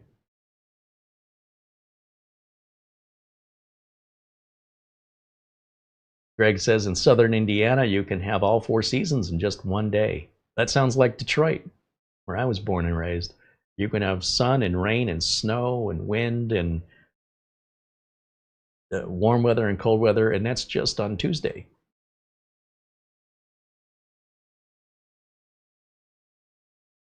Mark wants to know if the case supports the rear connects. I think it might. That's what Mara was just asking me. I think it might, but let's take a look. Let me go back over to the Amazon page, because they'll usually market it as such. If it supports it, it'll say it does, and if it doesn't, they won't mention it at all. You can often tell simply by looking at the case for the big holes. Yeah, here we go. This shows rear connect. Compatible with ASUS, BTF, and MSI Project Zero motherboards, resulting in a cable-free view of your PC. And yeah, right there on the Amazon page. If you're looking for any details about the case, definitely click on the links in the video description below, and you'll see there's a lot of pictures and a lot of information that if we were covering all of that, we wouldn't even be as far along in this video as we are now, and we're already pretty far behind. So again, we appreciate your questions. But do remember that default of looking in those video notes, because you might find the answer there already placed.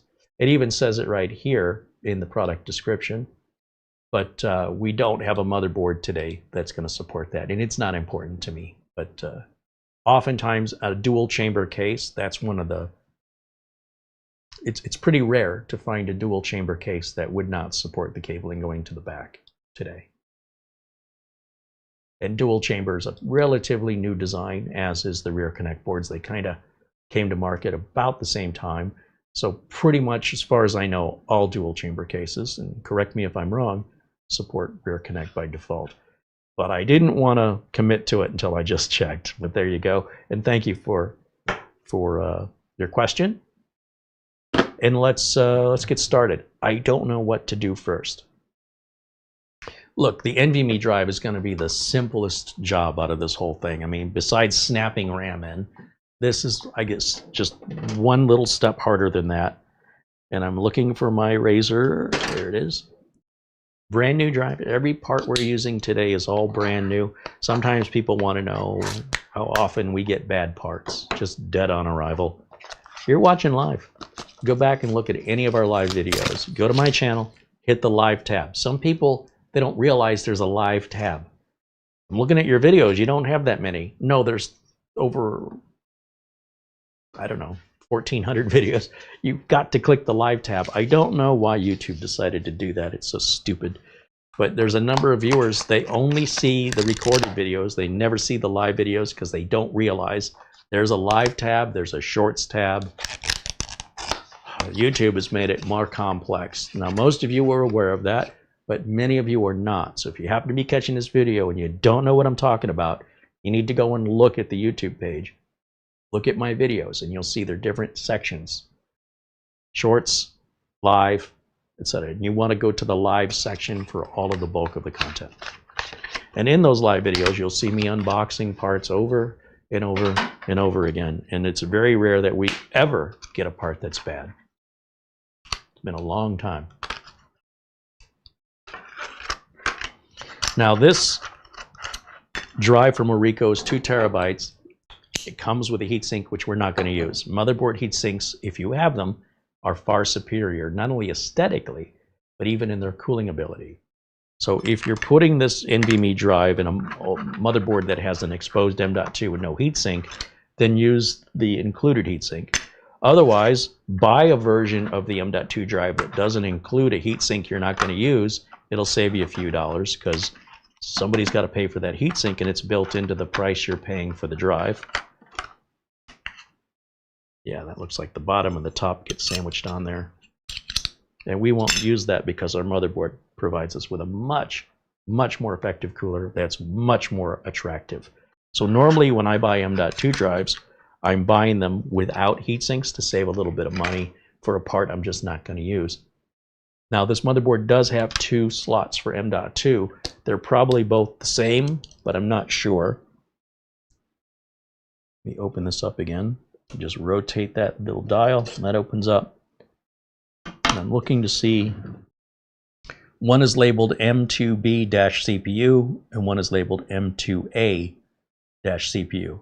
I'm going to assume that A comes before B. We would use A first. A is the slot closest to the PCIe slot. It probably, at the end of the day, doesn't really matter which one you use. I assume they're both the same speed, but I'm not sure if either of the M.2s support Gen 5 or not. I've not looked in the motherboard documentation. I also notice we have this connector, this right here. See this button? That's for releasing your GPU. How clever is that design? So if you've got a graphics card and you're trying to take the graphics card out, you know how frustrating it can be to get down and find something to push this little release mechanism. So what GIGABYTE has done is they've given you this little button, and when you push the button, that little release mechanism opens, and now you're not struggling to get your graphics card out anymore. Okay, hold the applause. I don't know why this didn't come out 10 years ago. That's GIGABYTE's unique design. There's been some talk of ASUS's latest quick release causing damage to the connectors on graphics cards. For people, for some reason, have some obsessive issue where they won't leave things alone. It's not something that happens from putting your graphics card in and taking it out once in a while. It happens from taking it out and putting it in and taking it out and putting it in over and over and over. And the release from ASUS is causing damage from people who are excessively and obsessively installing, removing, installing, removing, installing, removing. Look, every time you do that, and I don't care who makes the connector or who makes the card, you are increasing the chance for damage. It's not designed to be something, regardless. A video card in and of itself is not designed to be installed and removed 1,000 times. Any video card ever made in the history of computers has never been built to that standard. On the other hand, you shouldn't hesitate to take your video card out once in a while if you want to. There's no problem. It's only when it's excessive, extraordinary, and unusual that people will experience that kind of a failure.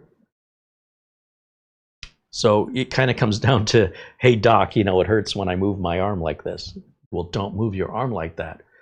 I realize that's a crappy answer, but the truth is, if you're not understanding the design, then don't complain about the design.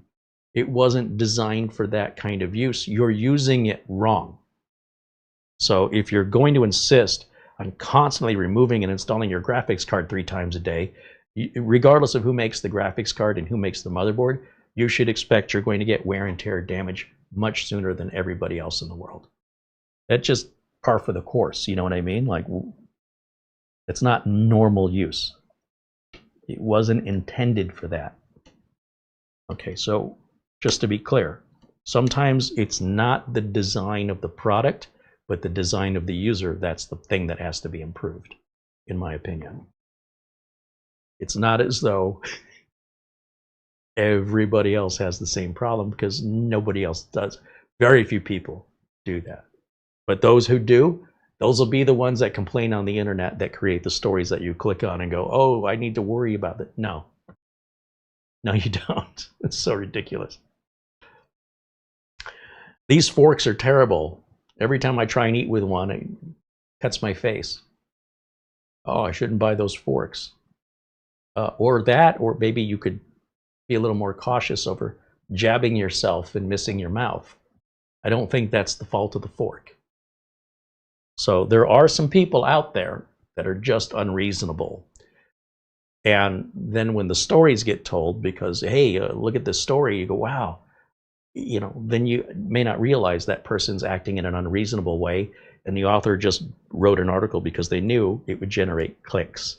And that it's a very unreasonable and unpractical thing to be concerned about for the vast majority of people.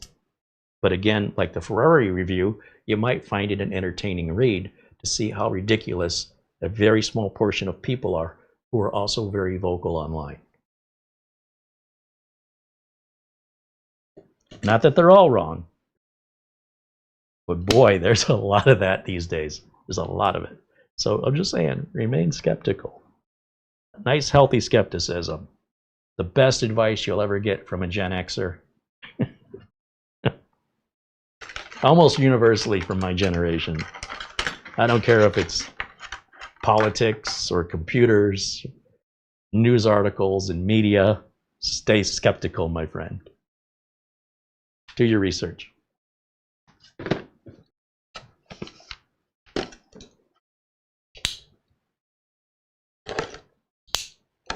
Okay, this is our AMD Ryzen 5 9600X.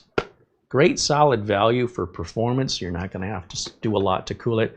This cooler should be way more than what we actually need to cool this, but we also want it to look cool, not just perform cool.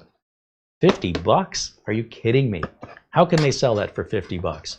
And also, how much profit is CORSAIR making on what is effectively the same size cooler with the same number of fans and hoses and pump for $200? What's their profit margin? Because if Thermalright can make a profit at 50 bucks, how much profit is CORSAIR and NZXT making? This is an eye-opener, if in fact it works. Let's see.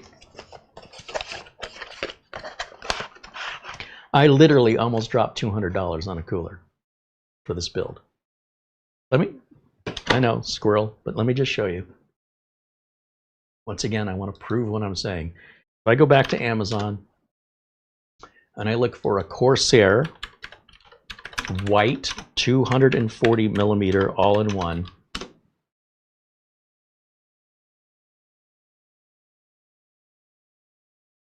the CORSAIR makes several, all right? So the one I'm saying is the most expensive one at $200 because it's got that little screen on it. So just to be clear and, you know, not provide you the only information I want to make my point, even at $99, this is a much more closer comparison to the Thermalright, which is $49. Just so you know, if we continue to scroll, here's a CORSAIR 240 millimeter in white for 140. There's one for 120. And I'm just trying to look at CORSAIR right now. There's one for 150 in black.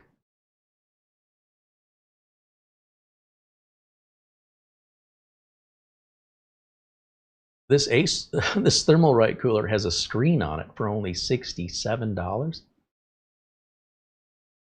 So you're going to pay a $17 premium to get that little screen on the pump. I mean, that's fair, but $200? Where's the one for?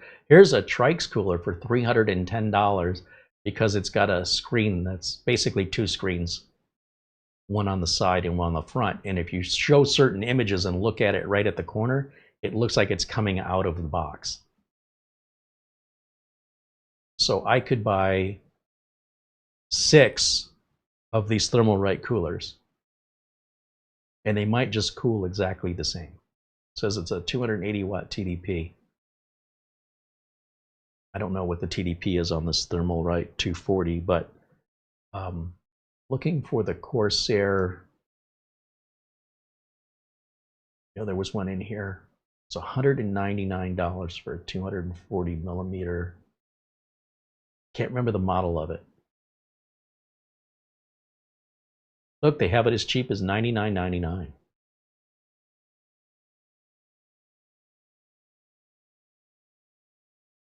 So we look for it with a screen, which in all fairness, this one does not have the screen on the Thermalright. There it is, $199.99 versus the Thermalright cooler, which was where? Was it up here? 50 bucks. I could buy 4 of these. And again, if I want the screen, $67.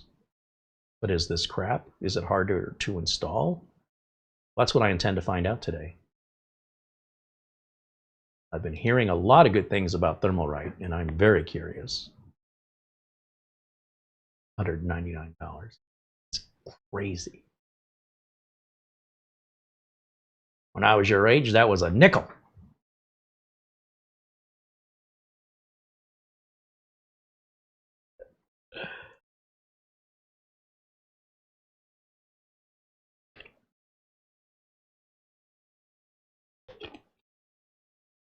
Okay, so let's slap the CPU in here. There's our Ryzen 5 AM5 socket. And in the box, we have some documentation.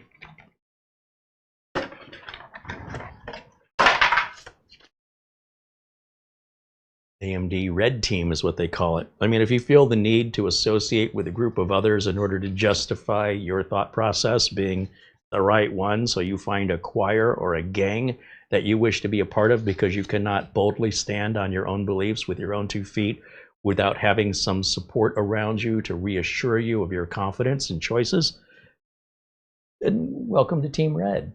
On the other hand, if you're an independent, strong, secure, and confident person, you will not associate with other groups to be a part of some other group strictly because there's strength in numbers. You'll be strong on your own because, well, Generation X. Of course, everybody here, we hope, is here not because we're a group, but because we're a friendly group, not because we all agree on something, which is just silly to me. But again, Generation X. I don't know what else to tell you. We were just raised differently, almost like wild animals. Let's go ahead and get the CPU put in here. We grab it by the edges. It doesn't look like AMD gives us any cutout. A little bit. Intel does this a lot better with regards to being able to grab that and pull it out without touching the top of it. I don't wear an anti-static or what do they call it? Static discharge, because I don't hold any of my electronic components anywhere than by edges. So if there is a static discharge, it doesn't go anywhere. It can hit a heatsink, who cares? And for that reason, I don't have to tether myself with a leash like I'm some kind of hyperactive child. I mean, I am, but I don't need the leash. But if you want to leash yourself up, I mean, if you're into that sort of thing, don't let me get in your way. But if you handle the parts properly, you don't need that nonsense. You don't need the safety rails if you don't walk so close to the edge. That's all I'm trying to say. All right, now typically to figure out which way this goes in, it almost always goes in with the writing facing straight up when the board is installed vertically in a case. So this would be the back, this would be the top, and this would be the bottom in most tower cases. And the writing on the board, well, in this case, they've got the writing sideways. The writing on the board usually is legible, such as here, when the motherboard is installed vertically in a tower case. And typically the CPU goes in that way. Now, a lot of other channels are going to point out a little gold triangle. Yes, you can do that too. There's a little gold triangle here and on the socket. You can do that. But unless you're dealing with a mini ITX motherboard, it's pretty much universally the same on consumer CPUs. And there's also some visual cues, such as little notches that are on one side and the other, not on all 4 sides. And those notches will be not in the center, but shifted to the right or left. And so a little common sense and paying attention means you don't have to follow some ridiculous microscopic triangle, but you can analyze with your eyes using critical thinking to make it very obvious this goes in this way, and be right the first time every time if you're paying attention and you understand why you're doing what you're doing, instead of just following along like you don't have a brain, like you're a robot and you're following commands to repeat everything I do, but you have no idea why. That's what I call a dance. We're not learning a dance routine or a ritual here. We're not going to make it rain. We're going to look with our eyes, understand what we're seeing, understand what we're holding, and see in our mind how these two things go together. And using common sense and critical thinking, the answer is obvious. We just align that with the socket, and you'll see as I set it down, I give it a little wiggle just to make sure that it's fully seated into the, well, it's within the frame of the socket. Now, when we close the lid down, that's going to push the CPU down to make contact with all those pins underneath. So when I'm wiggling this, I don't push down on it because you could bend the pins underneath. I'm just wiggling to make sure that we're flat. Because if you close this lid down, especially on an AMD processor, but the same is true with Intel, you could have an unseated processor. It's kind of sitting cattywampus, I think is the term. And then you let the magic smoke out. And you know, computers don't work without magic smoke. And you go, my AMD chip burned up because, you know, not my fault. No, it's usually your fault. Usually. It's an end user fault nearly 100% of the time. But there are always exceptions. Now I'm going to close this lid. And I don't know if this lid, this little plastic cover protects the pins. Will that pop off on its own? Let's see. It did. This is one of those pieces you want to put away. If you ever have to send the motherboard back to the manufacturer, you'll need to take everything you've added off of it. So it's just like you bought it. Take the RAM out, take the SSD out, take the CPU out, cover those pins back up. If you don't, every single motherboard manufacturer in the United States here, and probably around the world, will reject your warranty and say, you broke it, you bought it, buy another one. That's how important this is. Now, the last time I sent a motherboard in for RMA was probably 6 years ago. But the minute you throw it away, Murphy's Law is going to say, that's the board you need to send back. Darn it. However, any sort of matching AM5 cover will work. You don't necessarily have to send the exact one back, but you do have to cover those pins up. And you must remove everything you've added. It must be returned as you bought it, without an NVMe, without RAM, with the cover back on it, with the CPU removed. It's not rocket science. You didn't buy it with it, don't return it with it. Sticker.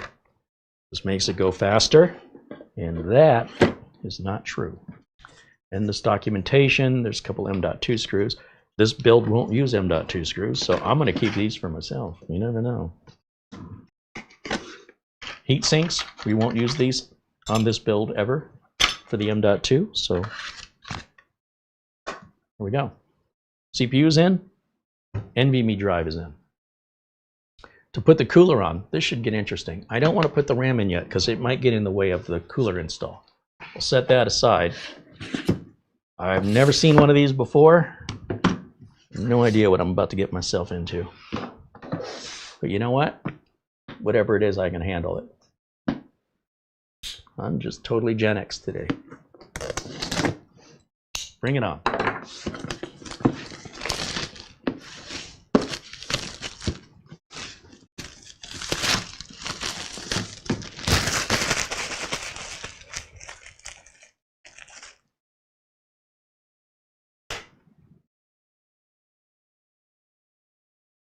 Let's play for like the Chiefs. All right, let's see. Open that up. Unlock unlock chill force here. What's a chill force? User manual. Calling me a user. Set that over there. That's what it looks like. Pretty much like any other all-in-one cooler box top. This is all of our mounting hardware for AMD and Intel. Look at this. They've attached the fans already. Thank you. Is that it?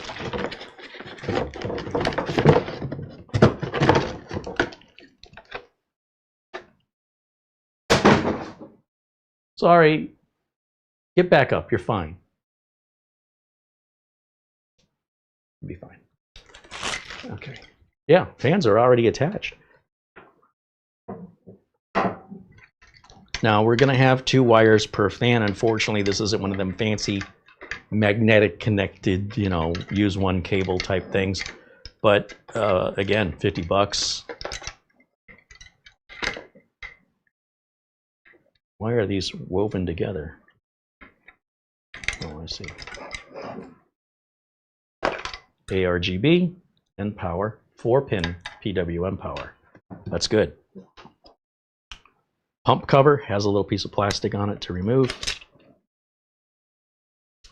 There is no pre-applied thermal compound here. They probably included some in the package, whether you want to use that or use your own. And then they've got their name on the side here, both sides. I want to put this in the case so that it's going to be just to the right of the motherboard. And then with the pump off to the side, probably like that. Guessing. Something like that. We'll figure it out. Looks good. I mean, nothing about this seems cheaply made other than the price. Does it cool worth a darn? Is there a really good cooling reason why one cooler is $200 and this cooler is $50 when they're both dual fan, 120 millimeter fans, a total of 240 millimeter with the radiator and a block? And at the end of the day, does it really matter on a Ryzen 5 anyway?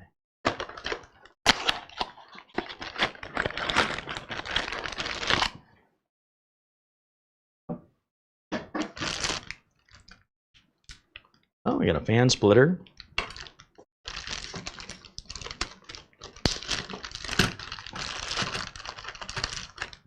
Thermaltake, thermal compound, thermal material, thermal grease, everything but what I said. Bracket for Intel. This piece usually goes on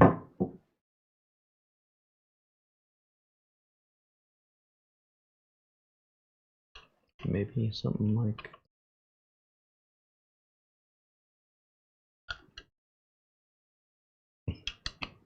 go the other way. I don't know, just making it up. Critical thinking, logic.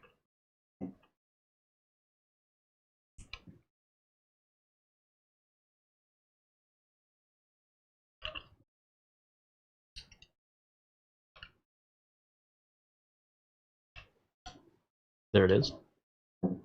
Turn. Okay.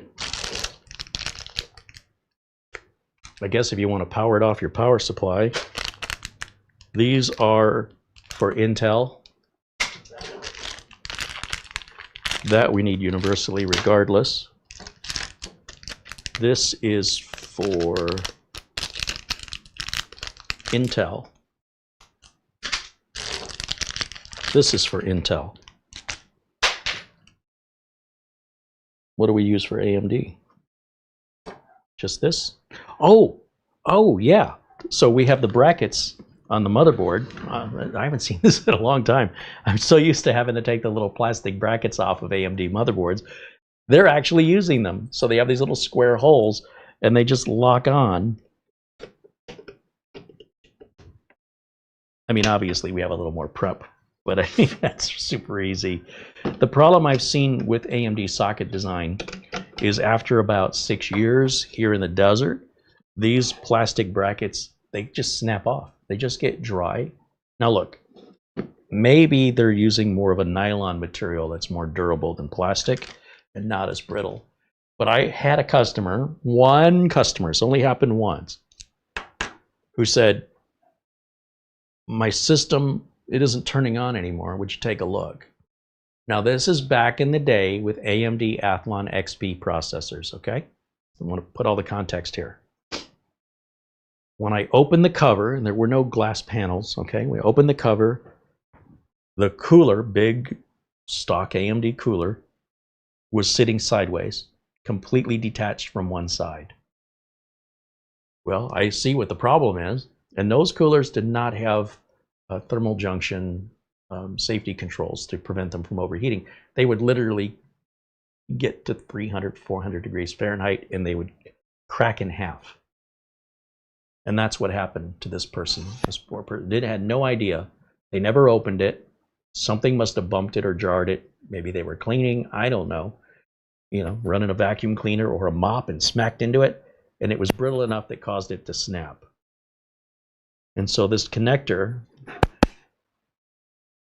this plastic piece that surrounds the CPU, is critical for holding the heatsink down under tension. And over time it got brittle and it snapped.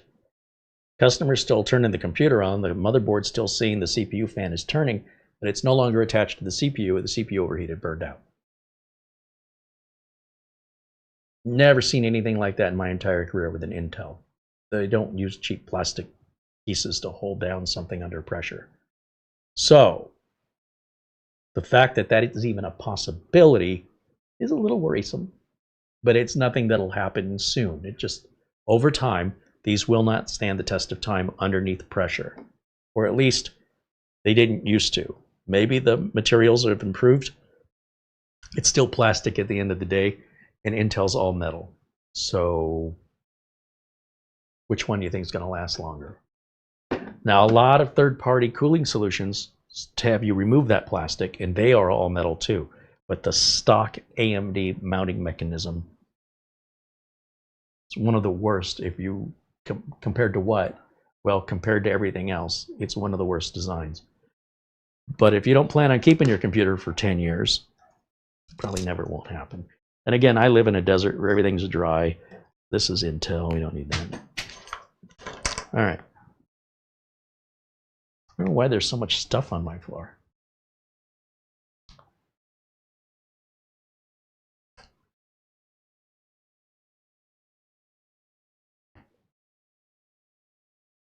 I'm trying to keep my desk clean. There's nothing worse than you're setting these parts aside, you know, that you don't need. We're never going to use them. I'll still keep them after the show. I'll pick everything up off the floor. But during a live show, trying to keep my work area clean so I'm not knocking things down that I need because I made room for something I don't need.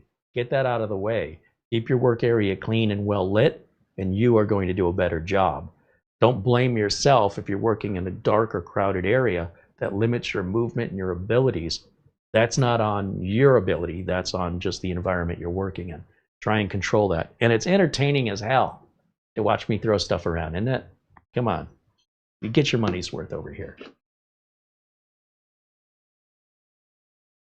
All right. This cooler should be super easy to install. I mean, almost too easy. I'm not even going to read any documentation. I'm just going to... This is Intel, so this, we don't need that either. I think all we do is we put this piece on.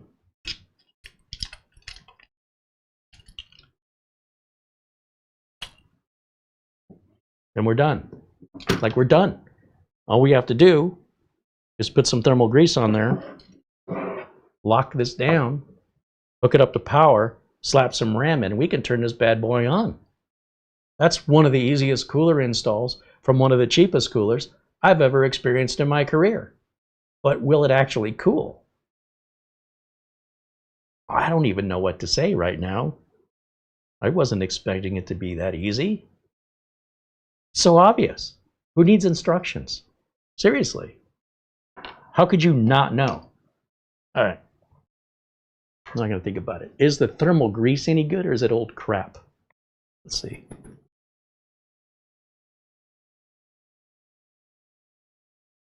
It's a little thick, but it's, let's see how it spreads. I'm not sure. Jury's out on this. Hold on. Let me grab my nitrile glove here.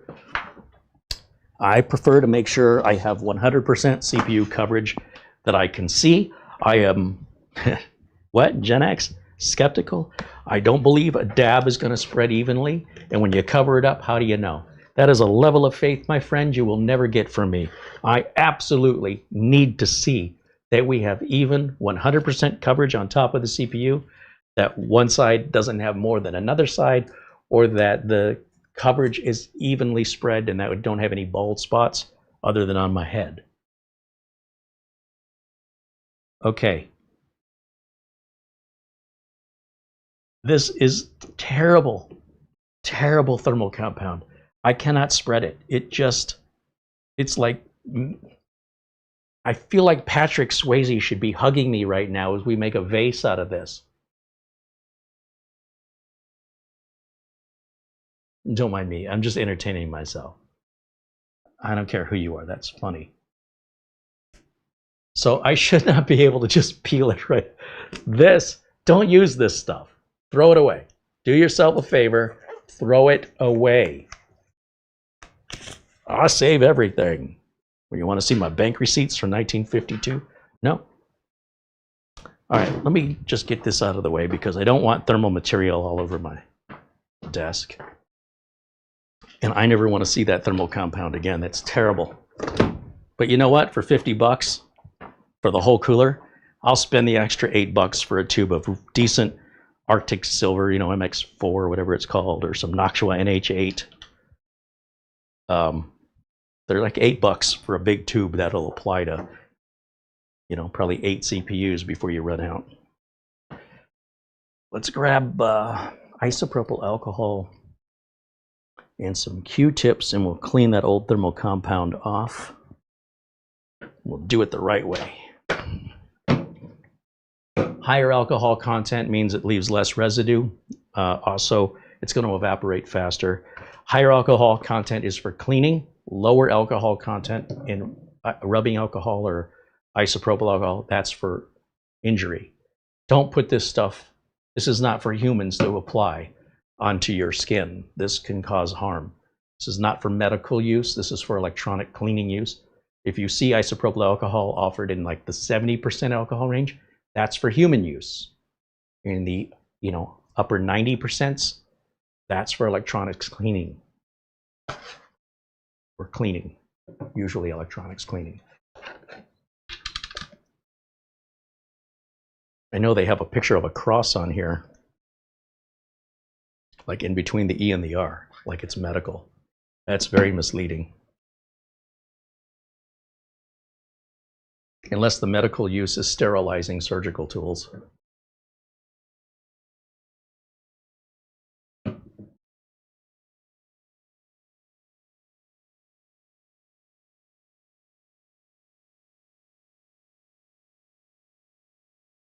Okay. Now you don't have to dry this stuff off. It will evaporate. You look at it with the angle on the light, you'll see it start to just fade away as it just evaporates into the air. You can wipe it down just to pick up any extra excess dirt or anything that you feel might have been left behind. Otherwise, just wait a second and allow that time to evaporate before you apply your thermal compound, or it blends in with the thermal compound and thins it out, and that affects how well your thermal compound is going to work. So we want to make sure the surface is clean and dry. And this will dry in just a minute. And that's why you got to put the cap back on. Leave the cap off of a bottle of 99% isopropyl rubbing alcohol, and you're going to find an empty bottle in a couple days. It'll just evaporate into the room. At least here in Phoenix, where it's so dry anyway. So let me get rid of these Q-tips, and that'll give us a little time extra to allow that evaporation to occur. And I will grab one of my spare tubes of thermal compound.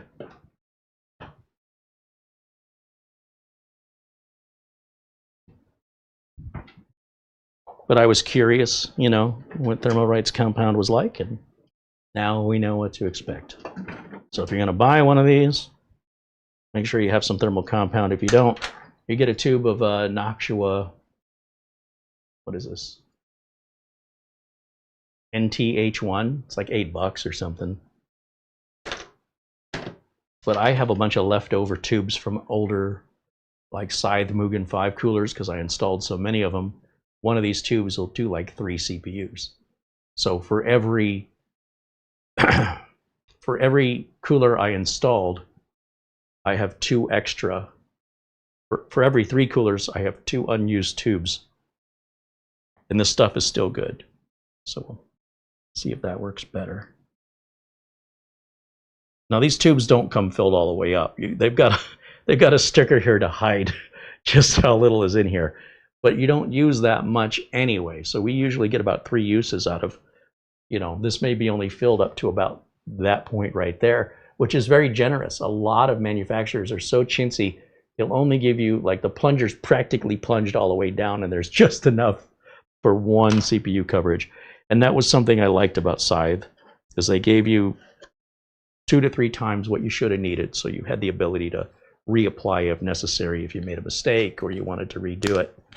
So I estimate how much I need by putting that little pea-sized dab, but where I go further is I finger paint that as though it were like an oil-based paint, and I paint the entire top of the CPU with a nice thick coating of paint. And I want all of the surface of the CPU covered. I don't want to see the top of the CPU at all. And then I tap up and down on this thermal material, and it creates little hills and valleys that ensures that when I sit the water block on top of it, that'll squish out and still give it some room to spread out for any microscopic areas I can't see, and prevent any sort of bubbles from getting in there. Although the idea of bubbles being a problem is ridiculous, because it's not a sealed airtight system, and bubbles can get in, you know what I mean? And they can move because this material becomes more fluid as it heats up, and it'll shift and move. And so air bubbles can go out, air bubbles can come in, and it's not going to make any difference in the world on your cooling. Like, it's just this bizarre enthusiast technochondria. It's technochondria. Only you can prevent technochondria. All right. Now I need to get my gloves are coming off, ladies and gentlemen. The gloves are coming off. So let me get this out of the way safely in the garbage bin, where it can make as big of a mess as it wants inside of a trash bag. Want it off my counter, because otherwise that stuff gets everywhere and it's difficult to clean. When I get the studio set up, I swear I'm going to put a garbage can over here so I don't have to walk so far. All right, that's done. Now, in theory, this is just going to snap on. Now, here's the problem. I'm not exactly sure how this is going to go into the case, or that it's going to fit where I want it to go. However, traditionally, the hoses go towards the RAM. And what I'm looking at, because the cooler installs with these latches here, there's no way these hoses will... Oh, wait a minute. What am I talking about? The RAM's right here. I was thinking the RAM was over here. See, it's important to pay attention, or you're going to look like an idiot. Ask me how I know. All right, well, then this is just more brainless. We want the cable coming out from the top left of the block, because it's going to plug in the top left of the board. So this is really obvious how this is going to go on. And don't forget, and this is very important, you want to peel this protective cover off the base. See that nice copper base? It's copper because copper is a really good heat transfer metal that isn't expensive. I mean, gold and platinum transfer heat a lot better, but that might raise the price of this a little bit. So we're going to put this down, and we'll turn these little screws that they align with the hooks. Tab A and slot B there. That one you might have to push down. There it goes. That's just too easy, man. That's way too easy. Now I'm going to grab a screwdriver here, and we'll just start going back and forth. We want to tighten this as evenly as possible. These are spring-loaded. And what that's doing is it's pulling up on the connector. Unlike an Intel socket or other third-party CPUs, these typically screw down into a bracket. But instead, these screws are raising the built-in brackets that are already part of the cooler mount. So you shouldn't have to, like, put a lot of force on them like I was doing, because I was thinking This was a different type of install. So that's really easy. Don't over tighten, because you don't want to snap those little plastic tabs off. And then what are you going to do? Well, I suppose you could just buy some new CPU mounting plastic brackets. They do sell them on Amazon, but maybe best that you just do it right the first time and don't work any harder than you have to. That's my motto. Slap some RAM on it, power it up, we're good to go. Now again, I'm not sure, I'm hoping this is going to go where I want it to go in the case, but we'll see if it's going to fit later, because we are running out of time today. We're about 15 minutes over, and we still have another 15 or 20 minutes left. I still have thermal material in here, and we will save that for another install. When it comes to these cables here, this looks like this is strictly ARGB. That's it. Where's power going? Oh, the pump is right here.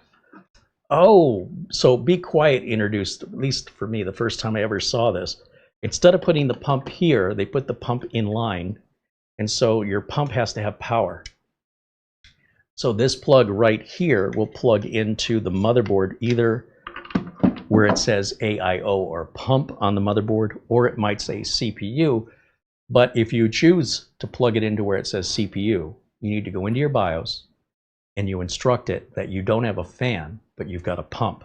Fans are designed to speed up and slow down depending on how much is needed for cooling, whereas pumps need to run full speed at all times, and these fans through the radiator speed up and slow down as needed. So if you have an AIO or pump plug on your board, which most new boards have, that would be ideal. You don't have to change the default setting in the BIOS, and then remember to do that every time your BIOS gets reset or updated.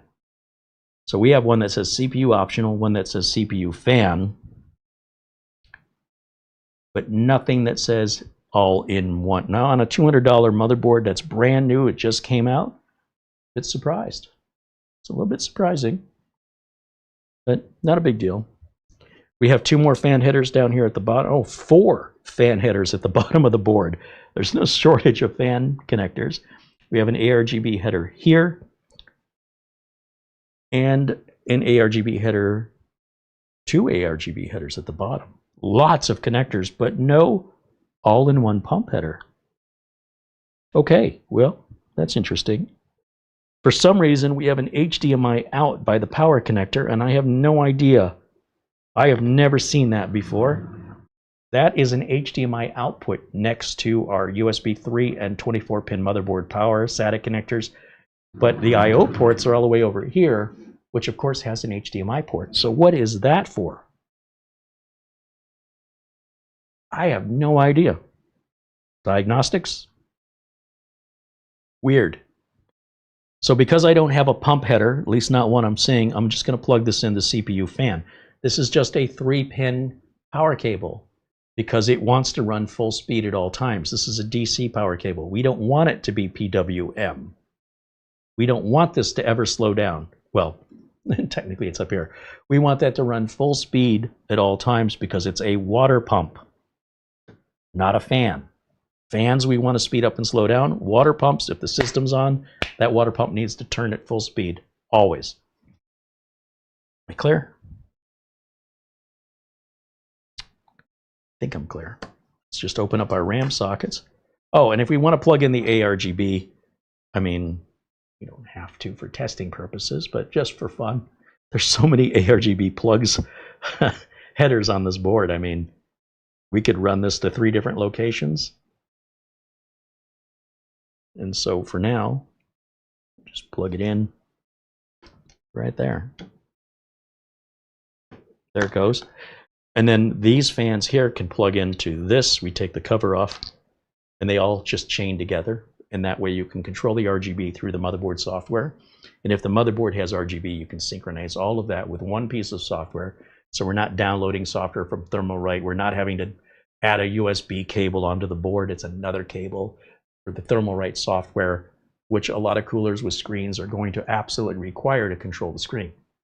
It adds complexity and cost to the build. You know, just be aware. I'm not going to tell you what my preferences are. It's all depending on what the customer wants and what the customer's paying for. Now, when it comes to these cooling fans, one can plug into the other, like so. And then the final... Actually, you know what I think I'm going to do? Now that I'm thinking about it, I think I am going to plug the pump into CPU optional and tell these fans to be on the CPU fan header. So these fans will automatically, by default and without changing anything on the BIOS, speed up and slow down according to the CPU temperature, which is what we want. So we're just going to move that one over to CPU optional. And this one, maybe I should go the other way. Of course, I put it on the wrong direction. Coming out of the right side, my right side, gets us closer to the board than coming out of the left side and taking the long route. So they both work equally. It's just, you know, working harder than I have to. This is a 4-pin connector, and we're going to put that here on CPU fan. Then the other fan can plug into this fan, or you could plug it in separately, but I want both fans to spin synchronously together. So if one speeds up, I want the other one to speed up. This is the ARGB, which again, we can either plug into the board or we can plug in to the pump. That's going to synchronize our colors. Those just plug in together. There's no clip or click or anything like that. This here is the fan power, which will plug into the other fan power. So everything just chains together like old school Christmas lights, and we'll worry about getting all these twists out of the cables later. And then there's one more ARGB cable. And once again, they just chain together. So we take the little dust cover off, exposes those pins.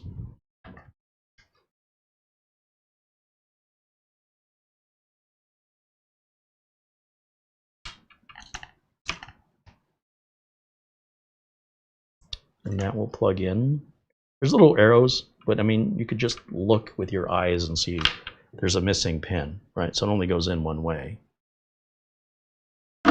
And then finally, we just put the RAM in it, hook up a power supply and cables, and this thing should fire up.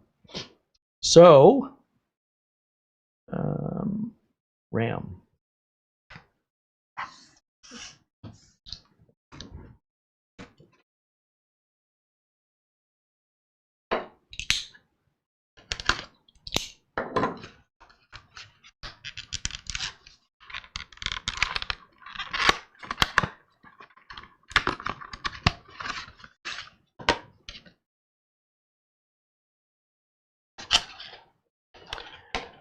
We're going to color match perfectly.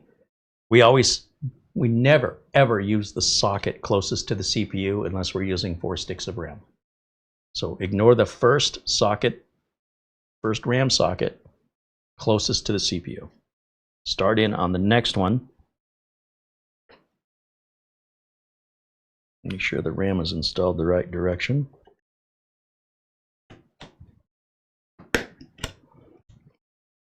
And then we skip the next socket, so we go to the last RAM socket closest to me, closest to the edge of the board.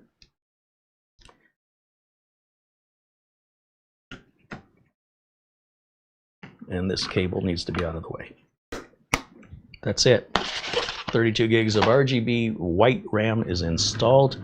Look at that. It looks good even outside of the case. Obviously, I don't want to turn it on with the fans blowing into the table because we'll suffocate it. So I will set this upright, but I need to grab a power supply. We also need to plug in like HDMI and other stuff here. So somewhere in this mess, I've got an HDMI cable at the very least. There it is. And we'll plug that in.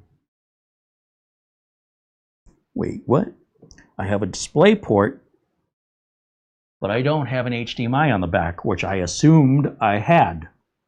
Our Wi-Fi antennas don't screw on. They snap on here, which is very similar to what we saw from ASUS's Z890 creator platform. I like that. Does that mean that's what this HDMI port over here is for testing? There's one way to find out, right? Let me go over here and find some kind of power supply we can use, because I used my bench power supply in the build I showed you earlier in this broadcast. I like to rotate them around, and I thought it was time.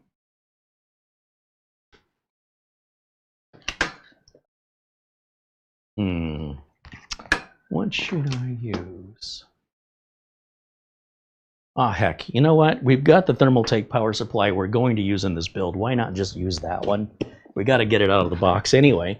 And you guys are probably curious what it looks like up close and personal. So even though this isn't a test power supply, this is the power supply we intend to use on this build. We might as well use it. Well, it took me so long to think of that idea.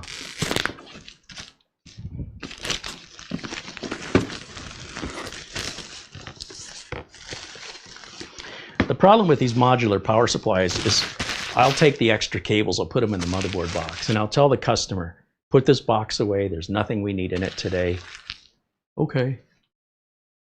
And then 3 years goes by and they want to change something, and I'm like, great, where's those modular cables? What? They're in the motherboard box. You never gave me a motherboard box. Yeah, 3 years ago when I sold you the system, I gave you a box. I said, put this away. I don't know what you're talking about. This is especially true at offices where employees change. Well, you know, that person doesn't work here anymore. I don't know where they put stuff. If you don't use modular power supplies, you'll never have that problem.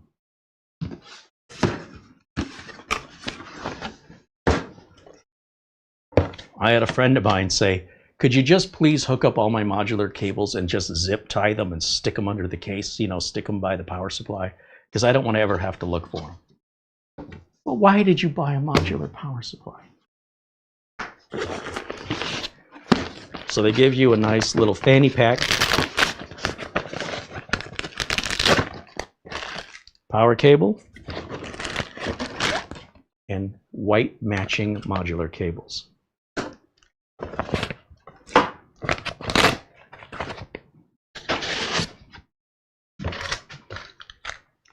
Desiccant, throw away, do not eat. Or what? What's going to happen if I eat this? Gen X, I'm skeptical. Ah, that needs salt. Did I throw it far enough away? They weren't specific when they said throw it away, just how far. Makes my mouth dry. I don't know why they put a little condom on this. I'm not even sure that works. Save that for later. All right, so this is our power supply, 850 watts. It has a hybrid mode, meaning that the fan will only turn on when it's needed versus running all the time. I don't know why somebody would want this to run all the time unless they like having extra dust and dirt in their power supply. So I always recommend what they call the Smart Zero fan, sometimes a hybrid fan. Turn that on. What's wrong? It's all wet and nasty. Gross.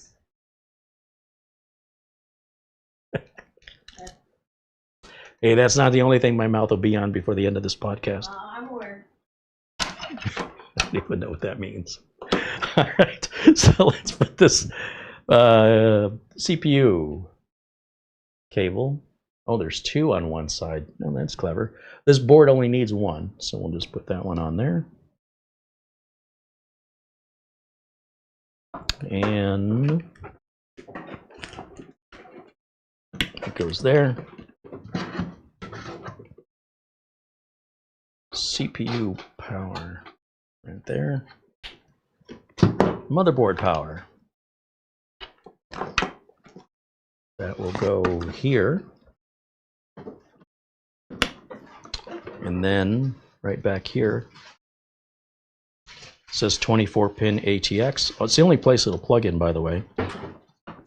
And there's a very clear notch on one side, which is very obvious which orientation this has to go for it to fully seat. Once again, shouldn't require any documentation beyond paying attention. that's hooked up. I need to plug power in. I guess I need a keyboard and a mouse. I'm going to have a power switch, aren't I?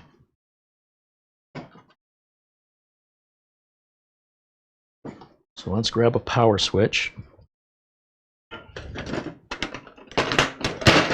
I get these on Amazon for like $8. Fancy little metal switch. You can also get cheap plastic ones in like a little package of 5 for like $6. It's great if you're working outside of the case on a regular basis. It's certainly better than using a screwdriver to short it out. Like a surgeon who doesn't use proper tools. This box cutter will be fine. No, I'd rather not. I'll see a different surgeon if that's okay. Keyboard and mouse right here. Turn that on. Find a USB port to plug this into. Right about there ought to be good. Yeah, that's DisplayPort only. So I do have DisplayPort to HDMI adapters. So it's not a big deal. Again, Amazon, they're like $9. They're about this long. So you still use an HDMI cable to your TV or your monitor, and just here where it connects to the PC, switch it over to DisplayPort. No big deal. I just want to see what'll happen with this HDMI, because that's a weird place to put that. Obviously, you're not going to be using that once it's installed in the case. There's no way to get to it. I need power, don't I? Power. Oh, look, they have a little cover over the plug forcing you to read it. Gen X, you can't force me to read nothing. Covers up the plug. Still didn't read it. Oh no, what's going to happen if I don't read it? All right, all turned on.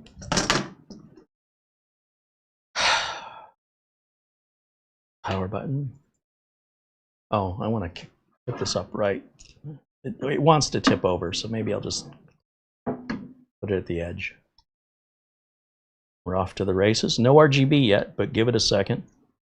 And then let's jump over to our output cable here. Oh, RGB just came on. Let's put camera 1 in a corner. See if we boot up. Now remember, that first boot up, that could take 3 minutes. You need to be patient and wait. Things don't happen instantly as it's training the RAM and the CPU for the BIOS. It's never seen these parts before, and it adjusts the timing. And now we've got a message here that says what? Press Y to reset the FTPM, press N to keep the previous. I guess it doesn't matter one way or the other because we don't have Windows installed. So I'll hit yes, Y, right on. And now let's see what happens when it accepts those changes. I hear the fans slow down, that's good. Oh, look at this. So there's nothing for the system to boot to because that's a brand new NVMe drive. It has no operating system on it. So all it can do is boot to the BIOS. BIOS has been reset. Perfect. What version of BIOS do we have? It says we're on F1. That is the very first BIOS that they ever had, right? It's a brand new board. It literally just came out like last week or 2 weeks ago. So if I go back over here, let's turn camera 1 on and let's take care of business. I like even the BIOS is white. Come on. So stupid. That's great. I want to make sure the inside of my BIOS matches the outside of my system. Okay, so we're going to grab the USB drive that I put the latest BIOS on. Did that last night, getting ready for today's show. Plug that in and give that a second to initialize. And then let me go back over here, get rid of camera 1.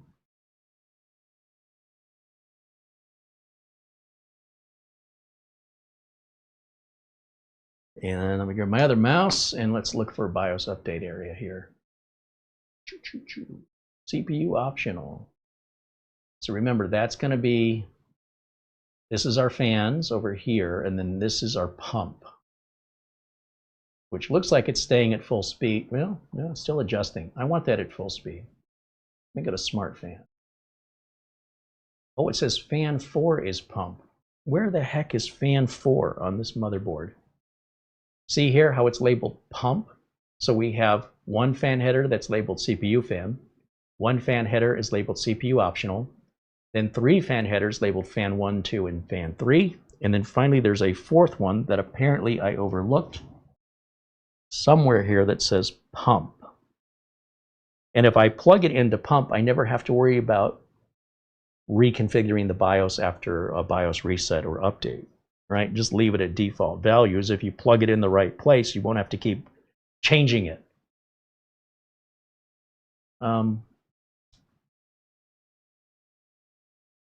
Fan mode is slope, fan stomp, CPU. For CPU optional, we can say speed control, full speed.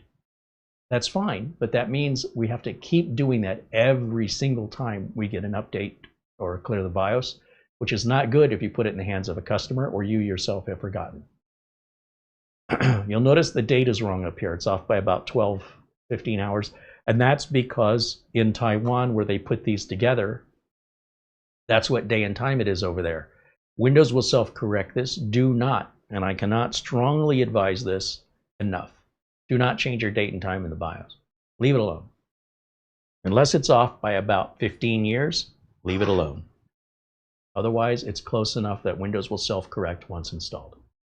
So with that, let's go back and look for advanced mode is up here. Under QFlash right here. Update BIOS. Okay. It automatically sees the BIOS on the flash drive because there's nowhere else to look. That's the only formatted storage on the entire system. Double click on it and it'll check it. Oh, it's nice. It's got an auto scan. What does that do? Ah, finds it for us. Clicky, clicky. And hit next, I guess. BIOS is protected by Secure Flash. System must restart to complete the BIOS update process. Are you sure to update BIOS? Yes, to update BIOS, I am sure. I don't normally speak like that, but. Are you sure to eat dinner now? Ready to reboot. Great, me too. Here we go. It's powering off, turning itself back on. This is hands off. All right, leave everything alone. You've instructed it to do something. Now get out of its way and let it do it. And if you do that every time, you are going to have a successful BIOS update every time. But if you start monkeying with it while it's updating and interfering with it, trying to do a job you asked it to do, don't be surprised if it fails and causes you grief. That will be your punishment. It's just how it works. All right, it's fired back up and it's in the process of updating the BIOS now. And we'll just leave it alone. You can see on the top left, it says current flash in yellow text. And below that, it tells us about the current version of BIOS we have. Then below that in yellow text on the left side, it says update BIOS. We want to make sure everything is the same regards to the model name. I guess just the model name. You'll see the BIOS version and date are two different ways of saying the same thing. And then the BIOS checksum, if you're curious if you've downloaded a valid BIOS, you can compare that. I don't know anybody in their right mind that does that unless you're getting your BIOS from a suspicious site, but I don't know anybody in their right mind that does that either. There are some people I know that are not in their right mind, and even they don't do that. Just saying.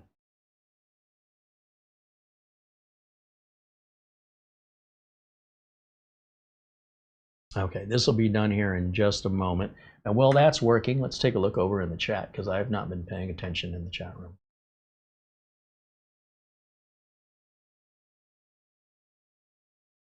Tom wants to know, how do I make sure the power isn't going to get lost when I'm updating the BIOS? I've only experienced about one power outage every 18 months here in Arizona, in Phoenix. But if you live in an area where you experience power outages frequently, then you'll want an uninterruptible power supply at all times. Fortunately, I live in a very urban area. It's not rural. We're not running off of solar or windmills, wind generators. I don't know how frequently the power goes out that you can't go 4 minutes without worrying about your power going out. But if we were having a big thunderstorm or weather event, this would be a bad time to update your BIOS. That's just bad judgment. If it's an ordinary day and you lose power once every 4 months, I don't think you've got anything to worry about. But if you're just a technochondriac, absolutely buy a UPS and plan on changing the battery on that UPS or replacing the UPS every 4 years, even if you never use it, just like a car battery. The system is restarting again. That's why you're getting the Elgato capture card logo as it waits for a new signal as the system restarts and applies the new BIOS. In just a moment, and again, you must be patient and give this time, it will appear if you leave it alone. Now, if you've waited 15 or 20 minutes and nothing's happened, then you have permission to shut it down. However, the level of problems caused by people's impatience is profound. If people would just be patient and allow the computer to do what they specifically asked it to do and stay out of its way, it will always succeed. Always. That's it. Unless you've downloaded the wrong BIOS or you interfered with it or had a power outage, it will always succeed. And if it doesn't, well, we're here to help you. But until that happens, trying to avoid the future is an inevitable thing that you cannot avoid. Within reason, you can't stop yourself from falling tomorrow because you've misstepped or stubbed your toe. I don't care how much you're paying attention. As you're looking down at your feet, you're going to walk right into something and hit your head. Okay? So just accept that it's okay to run into some obstacles. You can't avoid everything all the time. It's ridiculous, anxiety-ridden, and completely inevitable. So within reason. Now, we've got the BIOS updated. And if we look at our temps, I'm just kind of curious, how's this cooler doing so far? I mean, we're just idling. We're not really doing much. Somewhere in here, CPU temp is just at 30 degrees Celsius. That's very chilly.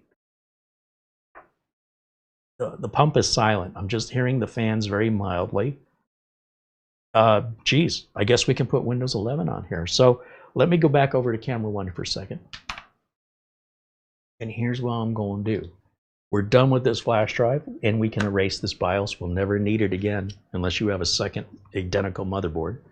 We just erase it. Keep it blank for another BIOS update for another day. And Windows 11. I have a flash drive. I've got a video that shows you how to make this free and legal directly through Microsoft. You got to pay for a license. Well, actually, you don't even have to pay for a license. It'll just be unactivated. It'll still run. It'll never stop running because you don't have a license. You just can't customize it without the license. And honestly, we're getting the licenses from SCD Keys for Windows 10 Pro for $15. It stays tied to the motherboard for life. You don't even have to write your license code down. Microsoft ties it to the serial number of the board. So anytime you have to do a fresh, clean install, the Microsoft update servers, once you're online, will assign your product key right back to you again. So you never have to enter it more than once.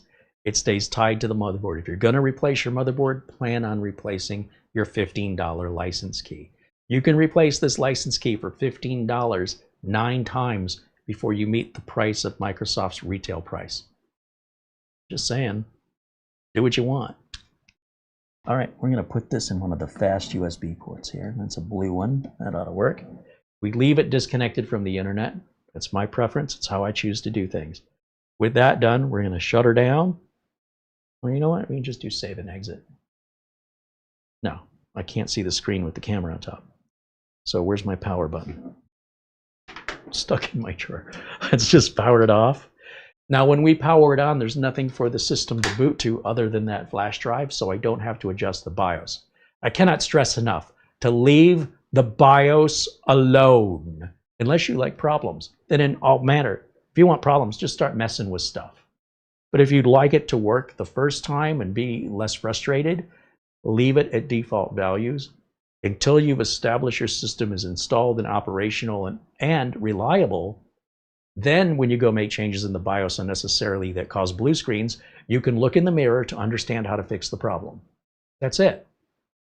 Because this is a brand new system, if we start messing around in there now, human nature is, oh, I didn't do it. There's something wrong with my new build. Oh, there's something wrong with your new build, but it has to do with the builder. Leave it alone, and you'll be successful. Don't leave it alone because you know better.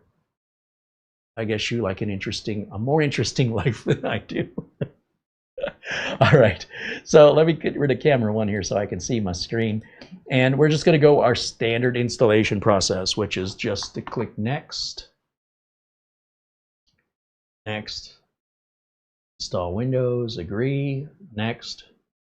I don't have a product key, but because I don't have a product key, which dictates which version of Windows the product key is for, I know I'm going to be buying a Windows 10 Pro product key while they're still free for Windows 11 upgrades. So therefore, I want Windows 11 Pro. Hit next. Accept the license agreement. It's going to come up with where do you want to install it, right? It should find our Orico 2 terabyte drive in just a moment, which is brand new out of the box. You'll notice there's 5 partitions here. 4 of these partitions are on disk 1. That's my USB drive, I can tell from the total free space. But disk 0, pay attention, there's only one disk 0 because it's never been used. It doesn't have any partitions or formats. It's all unallocated, totaling 2 terabytes, essentially. It's still 2 terabytes, it's just the math of it. And that's where we want Windows. So just click next, and it'll give us a summary. So you're sure you want to do this? Ready to install, I'm sure. And off to the races it goes to partition our brand new drive into multiple partitions as needed for Windows 11. Format those partitions as needed for Windows 11. Copy our Windows 11 installer files over, and then it will reboot, at which point we no longer need the flash drive. Everything's been copied now to the brand new drive that's been partitioned and formatted and begins to install Windows 11, which then will reboot again. And then we set up our local account, or we can plug it into the network if we want to use a Microsoft account. I build systems for customers.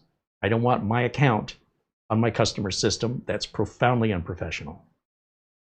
So I always create a local account. If the customer wants to add their Microsoft account once the system's been delivered, this does not prevent that from happening. This install is going to happen quick, by the way. This is a fast computer. Again, a lot of people roll their eyes when they see that Ryzen 5 or Core i5. Boy, oh boy, I sure hope they have deep pockets if they can be that finicky.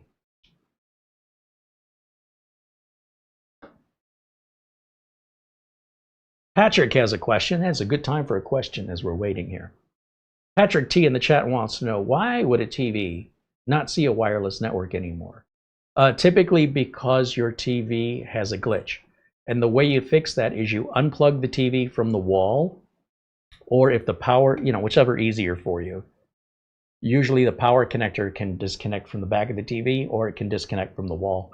Either way is fine. Wait 1 minute.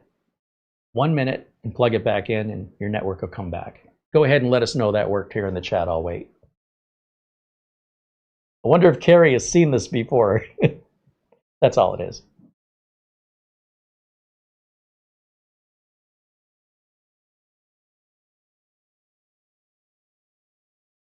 So when you unplug the TV and let the power drain out of it for a minute and you plug it back in, if it doesn't auto reconnect or you want to check, just go into the submenus of your TV and you will see your wireless network. If it doesn't automatically attach, it may have forgotten the login information. So you may have to just reconnect it, maybe not. But that, at the very least, should resolve the ability to see the SSID.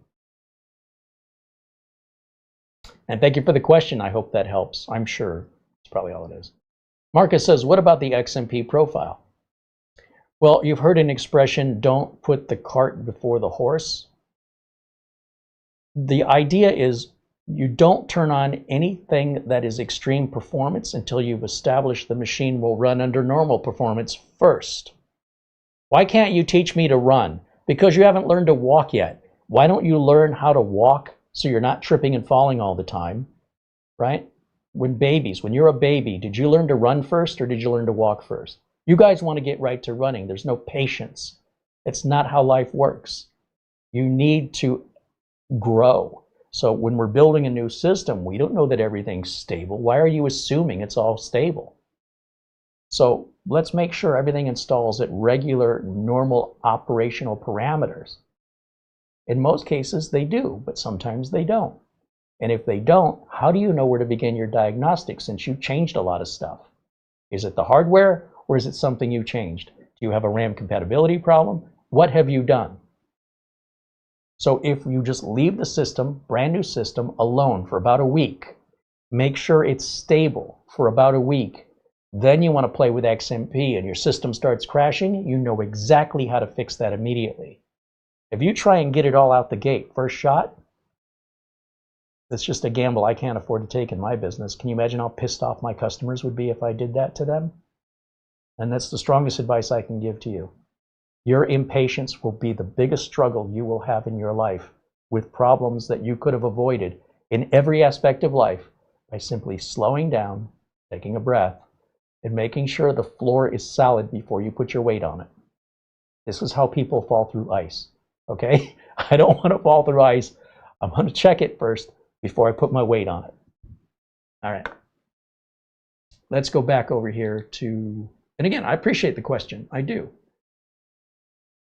But I feel very strongly about this because there's so many problems that are so much more difficult to fix that were totally avoidable.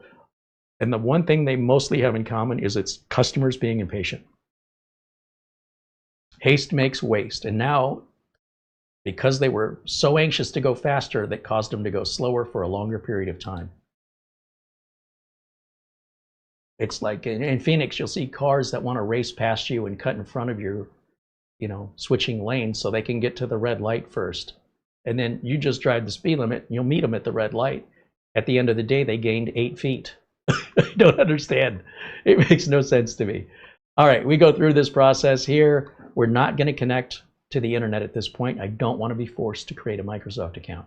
I don't have internet is what I'm going to click. And for the username, I'm just going to put in user and leave the password blank so it boots right to the desktop. I always like to turn everything off but location settings. It's those location settings that are going to set our date and time for us automatically, which is why you shouldn't be messing with it in the BIOS where you can make a mistake, not realize it, and then run into a problem installing Windows and other unrelated problems you would have never had if you would have just left it alone. It will take care of itself. Okay? But I'm not telling you what to do. I'm strongly suggesting you take my advice. There's a reason why I have this advice, and it has to do with my past experience, and I'm trying to help you. But I can throw you a life preserver when you're drowning, but I cannot make you grab it. At that point, you're on your own. I've done my part. Ben Laird, Carey, now I'm using RoboForm. How can I log into my Microsoft account without completing the Windows 11 install? Well, you have to complete the Windows 11 install before you can log into your Microsoft account. Like right there during the install just now, Ben, it was asking me to sign into a Microsoft account, which of course I would need to plug the internet in or connect wirelessly to.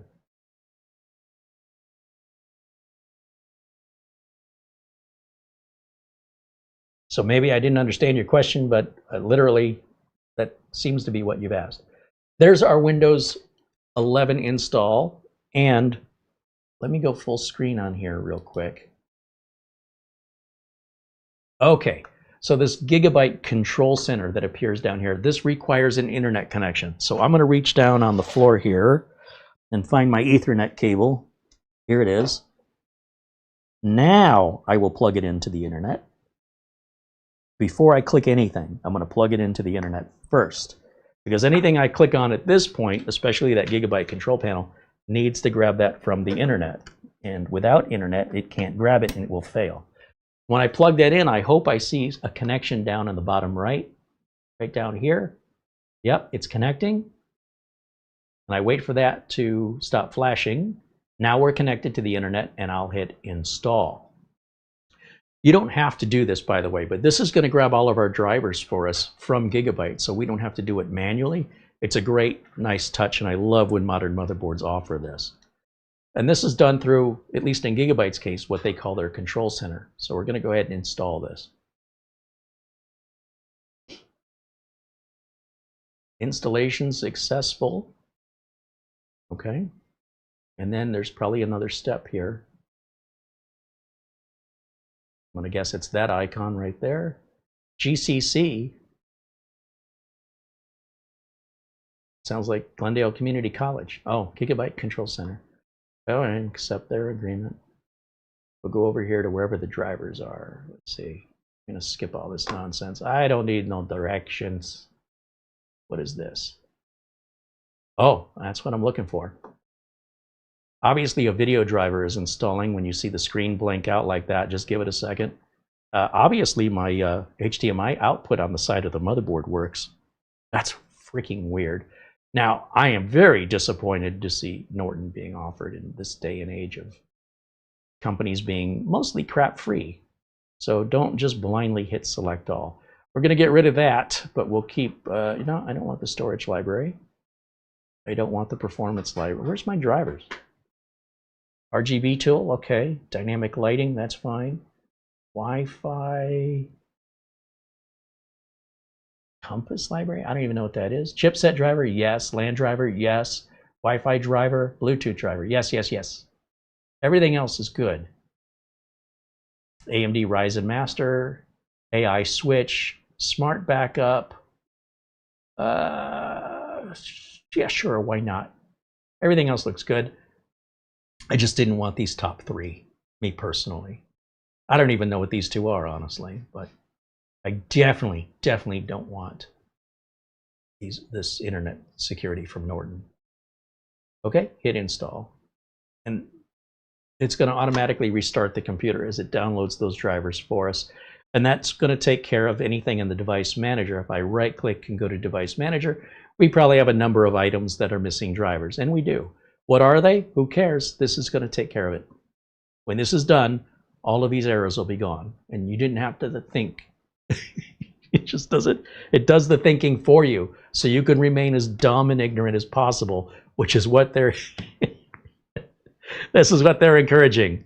Don't worry your pretty little head about it. Okay.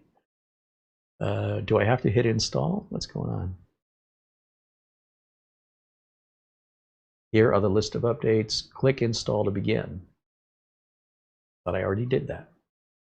Wasn't I clear before? Here we go. Let me go back over to camera one. This is going to be a few minutes. So let's go back to the chat. See what else you guys have on your mind.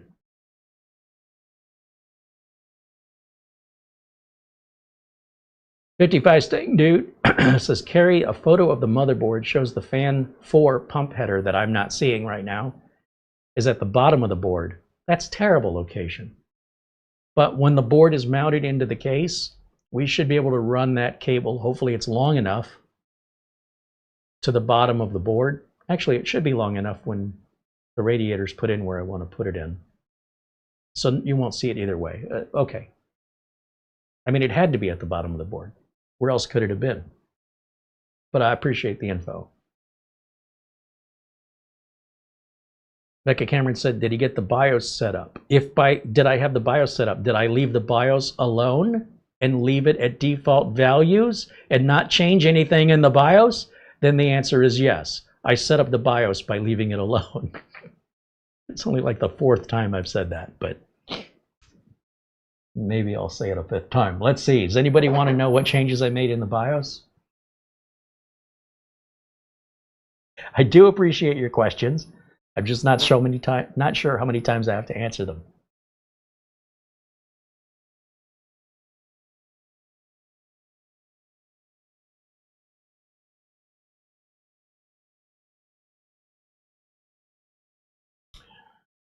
Mark Leibowitz says, be careful when you're installing the Gigabyte Control Center. It likes to include Norton even after you've unchecked it.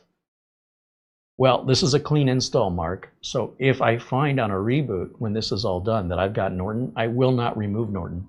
I will wipe the drive and start again, and I won't reuse the Gigabyte control utility or the control center. I'll just download the drivers by hand. Because really, we only really need the AMD chipset driver. As far as like the network card and sound card, we can grab those if we want. And that should be pretty much it. The network card, maybe. Wireless and Bluetooth drivers may be updated, but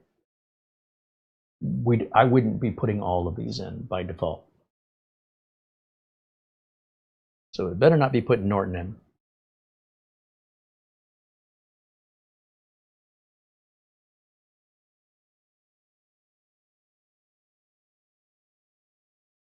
John wants to know if you're still running Uncle Carey's Windows 10 optimization tool. I do. When it gets to that time of the configuration, which we're not there yet, it will be run on here, yes. Why isn't Windows as secure as Mac? Because Mac's not as popular, and so it's not as big of a target. If you go to the grocery store and you want to buy Vegemite, you might find that the store doesn't carry it because people here don't want it. It's not part of our American culture. And if a store does have it, they may only have a couple jars because not that many people buy it. On the other hand, something more popular that affects more people, they will have in stock in probably multiple quantities to accommodate those who want to buy it. It's more popular. Because it's more popular, see what I'm getting at? In much the same way, Windows is the single most popular operating system in existence around the entire planet. So if you're going to write a virus or you want to attack people, and you want to use that as a means to steal money or identities, do you want to steal identities from 8 million people, or do you want to steal identities from 80,000 people? It's the same amount of work for you either way.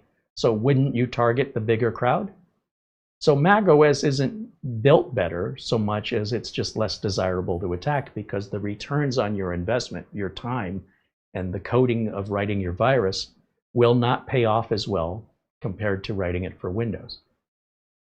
If Windows was less popular than Mac, then the reverse would be true. But everybody gets attacked. It's just the frequency is less with Mac and Linux. But they all have exploits and they all have viruses.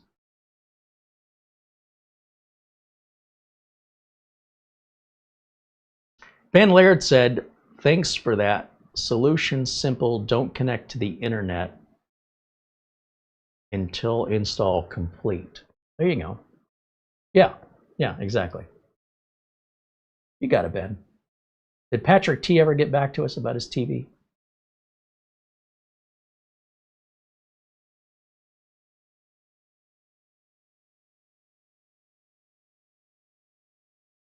Patrick says, seems to have worked and seems to have a solid connection once again. See that? Every once in a while I know what I'm talking about. You can say you were here when it happened. Like a leap year. I'm glad we helped you, Patrick. I like easy fixes. Sign me up. I will take all the easy questions all day. Those make me feel smart. Good feeling.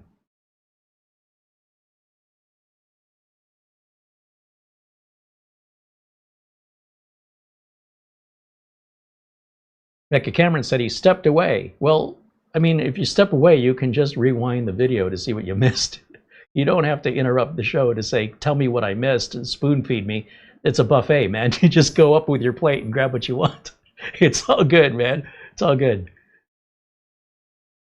Ben Laird says, Norton or Malwarebytes?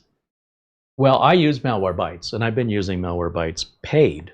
I pay for it because it's worth every penny. Probably worth more than what I pay for it. Norton, you couldn't pay me to use it.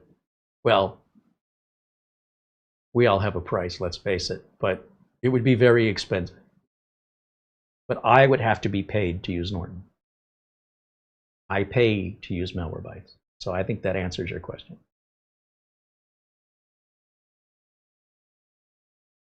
Oh, is this waiting on me? What's it say?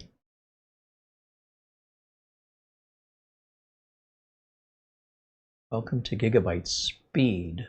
Don't know what this is, but okay. It's an OEM product. Okay. Okay. Okay. And King Prawn, okay? Pepe. Pepe the King Prawn, okay? Okay. Installing.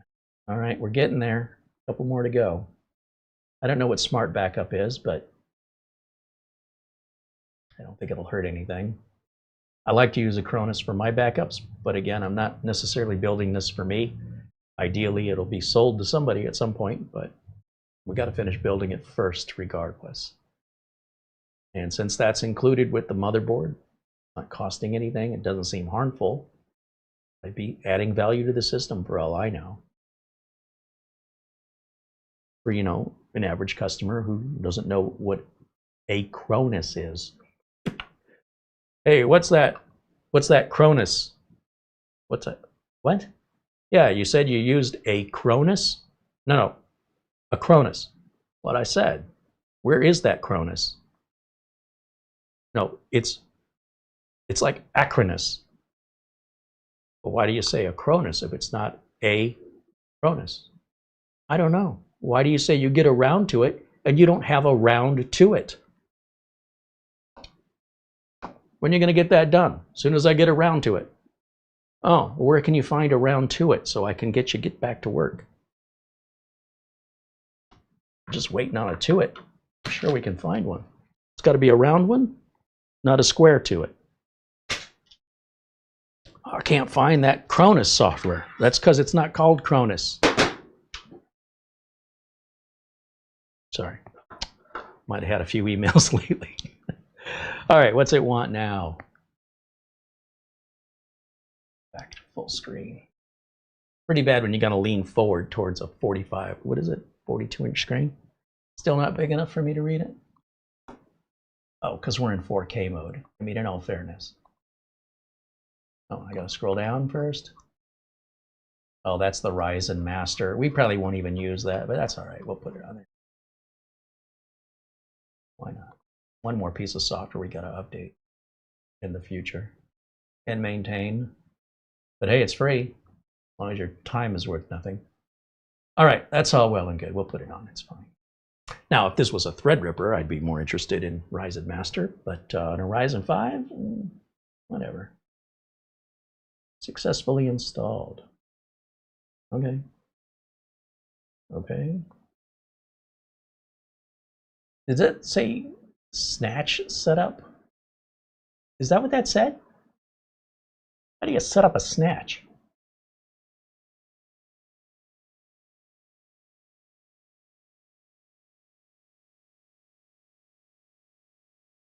Oh, it's an AI snatch. Almost as good as a real one.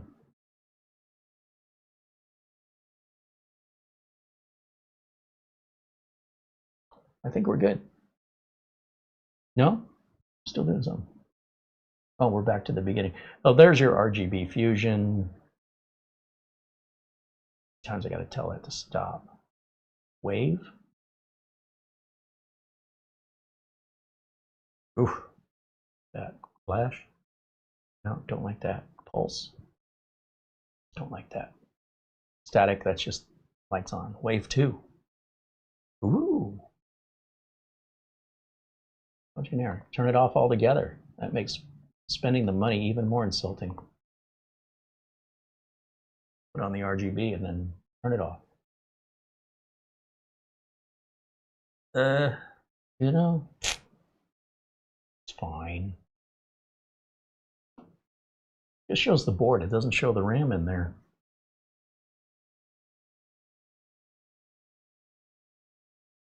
Let me show. Oh, well, it shows there's 2 memory modules installed, but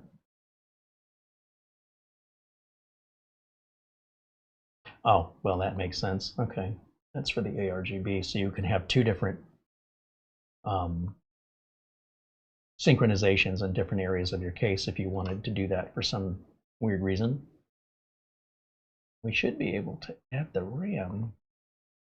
Oh, the compass is for the Wi-Fi. Okay. Scan. Find the RAM? No. Okay.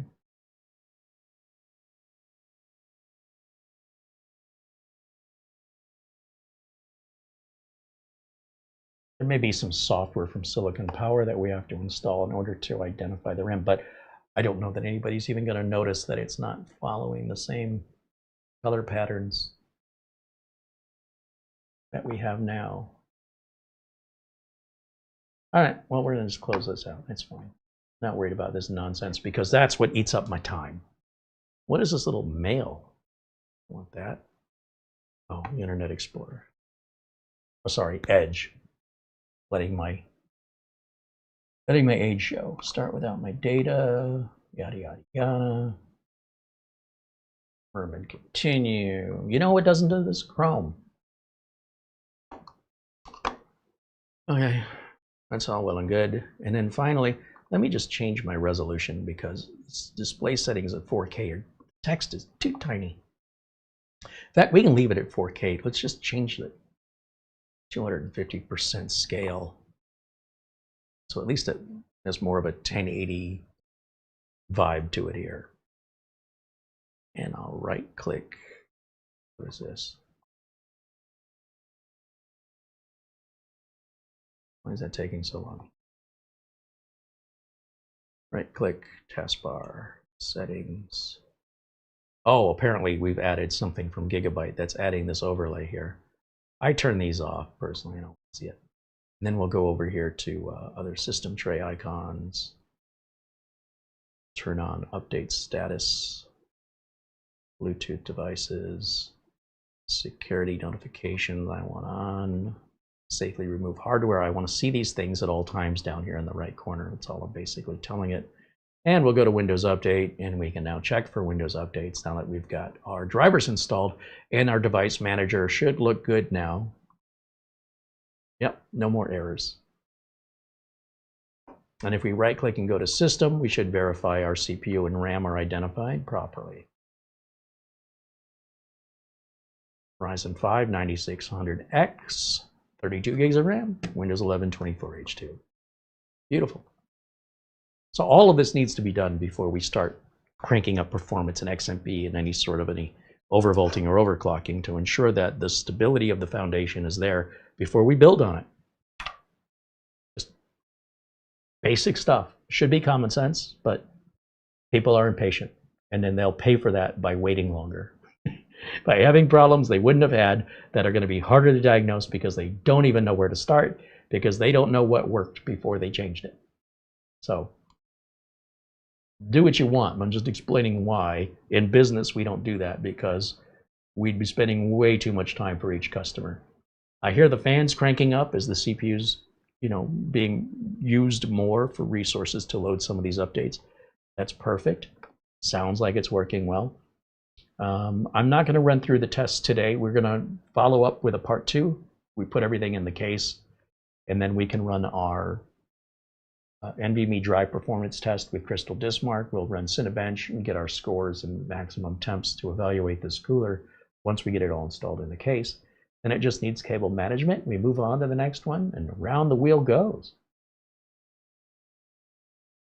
Rocket science.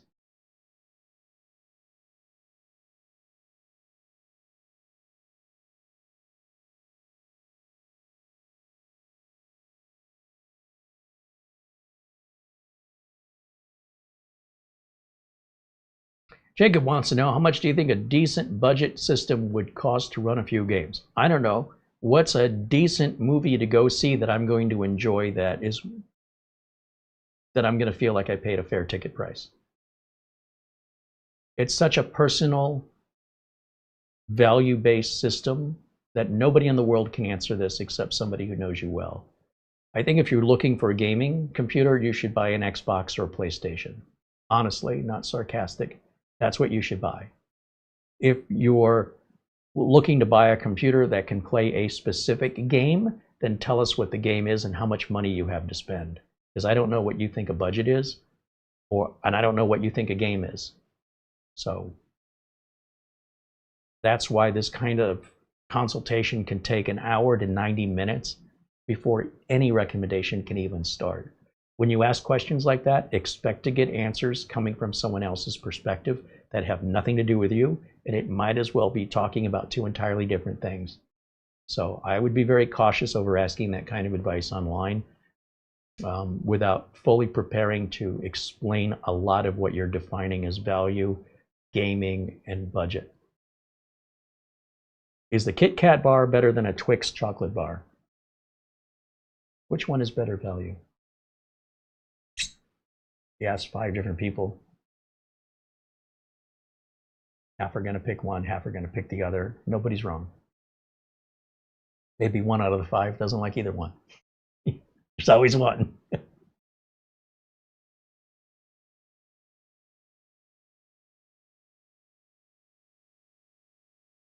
David Graham says, what are the numbers on the bottom right? I don't know, David. They're from GIGABYTE software. They're obviously representing some resources.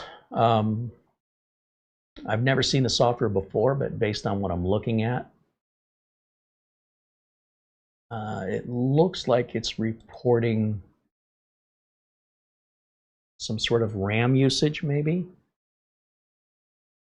Let's see. If I hover over it, what does it say? I'll double click it.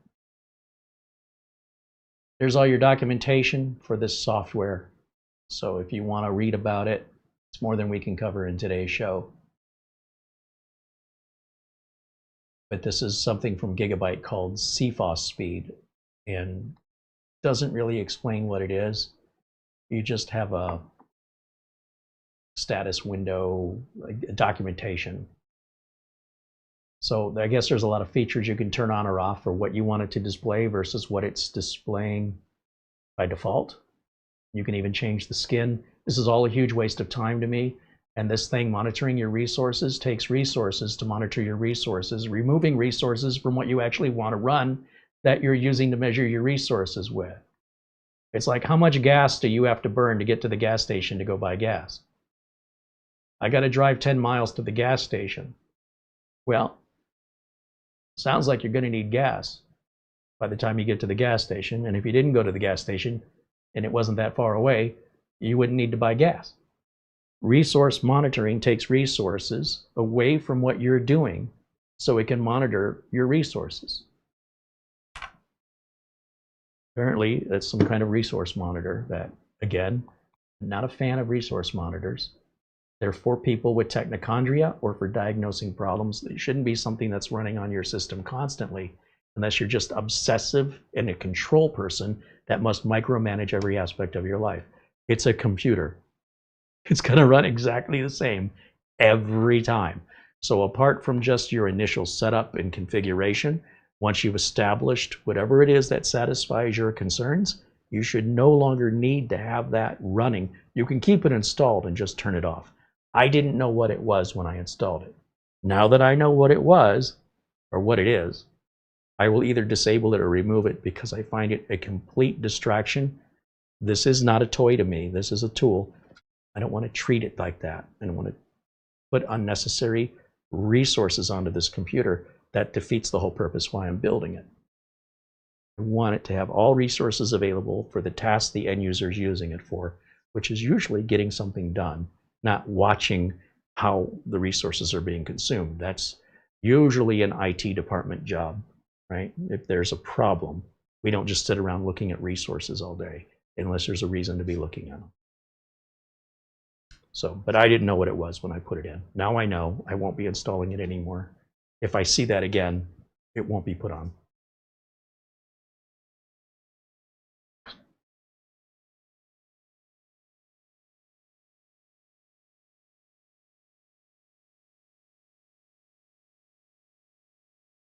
Morton said it's showing network speed. Yeah, I care. You know what I mean? Like, that doesn't make anything go any faster. Just don't understand. It's just information addiction, I guess. I don't know why anybody would feel the need, unless you're diagnosing a problem. Who cares? It's working. It's doing what it's supposed to do. Why would you think otherwise, unless you had a reason to? We have no reason to think otherwise. If you're going to look for a problem when you're not having problems, you're looking to create a problem. I don't have that luxury of time.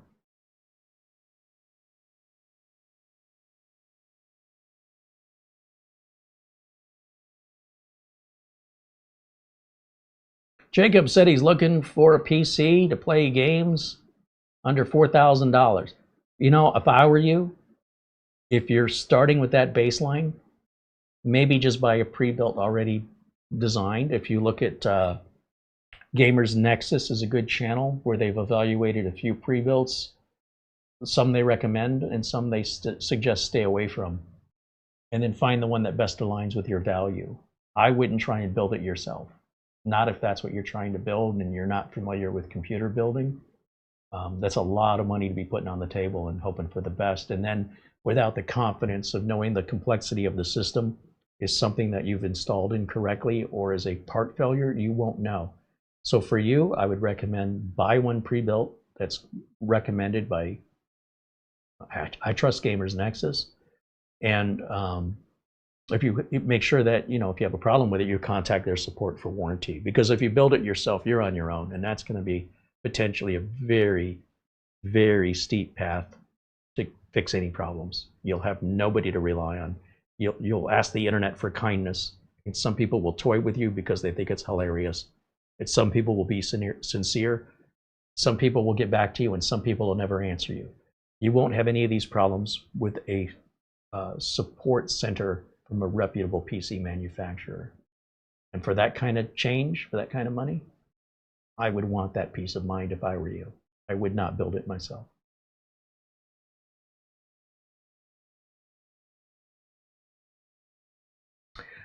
Okay, final questions. We're just about 4:30 here in the afternoon in Phoenix. We've run an hour and a half longer, but hey, it makes up for no show yesterday.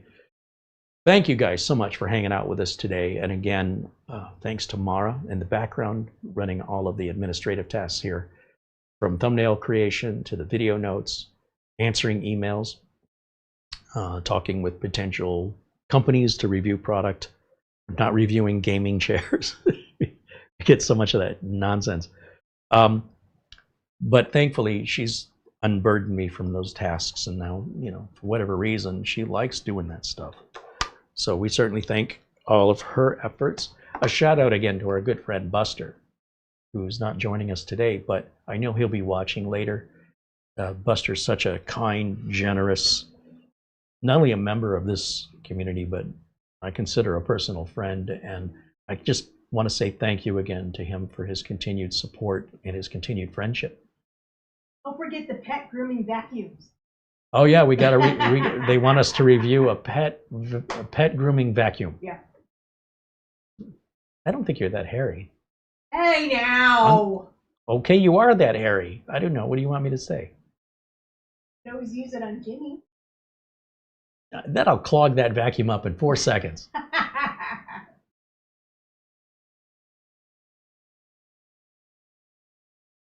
All right.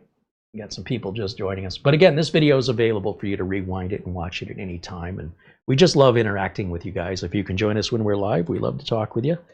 Even if, you know, I get a little stern in some of my responses, I do enjoy the conversation. And it gives me an opportunity to clarify for people who maybe never thought of your question and would have asked had they thought of it. It's helping more than just one person. By answering that one question, it's resolving potential repeat questions or similar questions by nipping it in the bud right now. So that's why it's so helpful when you do ask. And how is Jimmy? Gil wants to know. Jimmy's great. He's just getting older, you know. Traditional big dog hip related problems, but healthy. Maybe going a little deaf or just choosing not to hear. But he's doing good. Thank you for asking.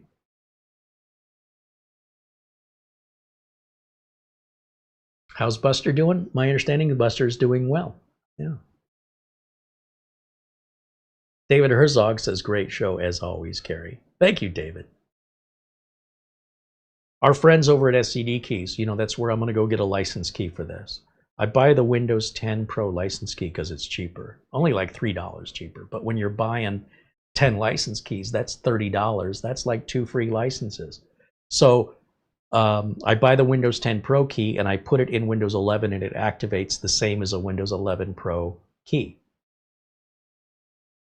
That's it. It stays tied to the motherboard for life. If I ever have to send the board back and they send me a replacement board, I have to buy a new Windows license. That's part of the reason why it's so cheap, right? You don't get to renew it over and over and over again. It stays activated to one board forever. That being said, saves a ton of money. And I have a screenshot here somewhere.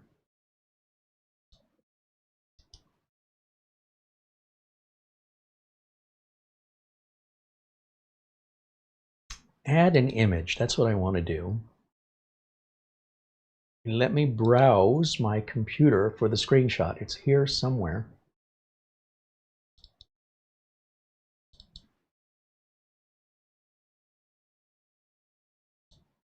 Or not.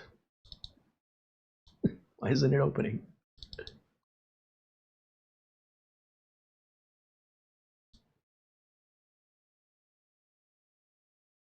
Well, I was going to show you.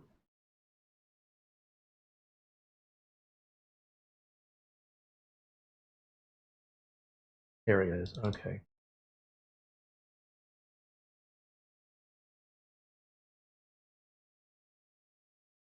And while I load this up, again, I want to remind you, because there is a delay between when I talk and when you hear me, I want to give you guys an opportunity to ask a question. If you asked earlier, I did not see it, you'll have to put your question in again.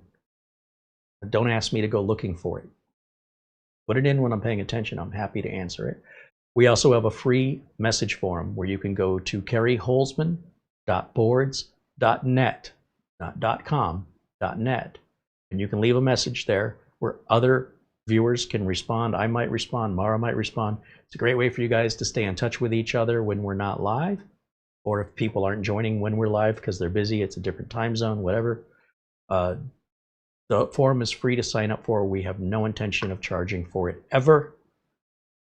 And everybody is welcome to join us there, so long as they follow the basic community common sense rules.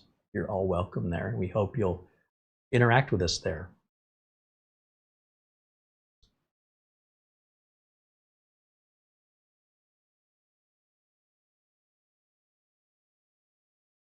Okay, there's the system image I was looking for.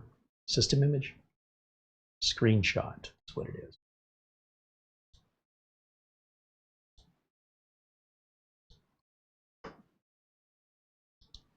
Now I can browse to that screenshot, which should be right here. Is this going to work? Kind of. It kind of works. Control F should make that bigger. So you see it says a Windows 11 Pro key is $31.28. But we have a coupon code. And our coupon code is 30% off. So that's, what, about $9 off of that price? $3.10 would be about 10%. 30% is 3 times 10%. So you'd hit the buy it now. It's going to ask you to log in. You create a free account. You must create that account for your own benefit, by the way, because that's where you're going to find your receipts when you need it in the future. If you need it for any reason, they store it indefinitely, just like Amazon stores your purchase history, okay? So if you ever lose your product code, you need it again, you just log back in and look at your purchase history to get it back. They're doing you a favor. Anyway, create your free account. Go back to add it to your cart. It'll ask if you have a coupon code. Put in the word Carey, and that price comes down by 30%. That's for all the products as far as I know. Now I'll buy Windows 10 Pro because it's a couple dollars cheaper. It comes out to about $15.72 at current exchange rates. When the exchange rate changes, the price changes. We don't have any control over government exchange rates. That's why the price changes. Oh, my system went to sleep. Wakey, wakey. Change that. That drives me crazy. By default, the system wants to put the screen to sleep after a few minutes. And it's never the same. Some systems will set the never. Some installs default to, I don't know what's defining these defaults, but we're going to just type in, oh, this keyboard. I'm going to type in edit. And then edit power plan shows up. If I turn off camera 1, you'll see this the way I see it. You see that default to turn off the display? You set that however you want it. For me personally, I want that to be about 3 hours. Computer to sleep, that makes sense if you have batteries, like a laptop. If you don't have batteries, you should never be putting a computer that does not have batteries to sleep. Just turn the monitor off after a certain amount of time. Unless you like computer problems, then absolutely don't listen to me. But if you want to avoid computer problems, it doesn't matter to me if you want to take my advice. I'm not inconvenienced at all if you have computer problems, unless you bought a computer from me. Search permissions, search space per, there we go. I want permissions and history because I want to get rid of that little cartoon advertising thing down here in the bottom. Scroll all the way to the bottom and turn that last thing off. Under more settings, just turn that off. There, those are a few customizations Uncle Carey likes to make on Windows 11 installs. And we'll go back to Windows Update, let it continue until it says there are no more updates. I don't want to sign in now. I'm not going to activate right now. Don't be in any hurry to activate your computer. On a new build, you want to make sure everything's running perfectly, that you don't have to send the board back and then have to buy another license.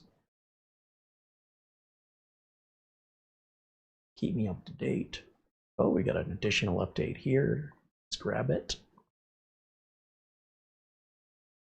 Okay, and then go back over to camera 1 here. We'll go full screen. Just as a reminder, we have links to SCD keys. We have links to the forums. We have links to all of these parts. We do make a commission off Amazon if you choose to buy. In fact, if you click one of our links and it takes you to Amazon, say it takes you to this cooler, but you don't want to buy a cooler. In fact, you don't even want to buy computer parts. You're going to Amazon to buy something else completely unrelated.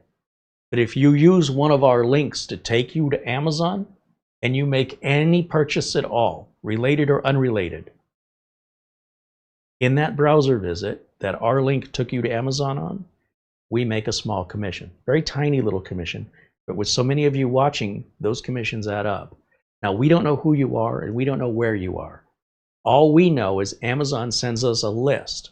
It says this item was purchased on this day at this time for this amount of money, and we owe you this much commission. That's all I know. So it's a great way to anonymously support our channel, and it doesn't cost you a thing.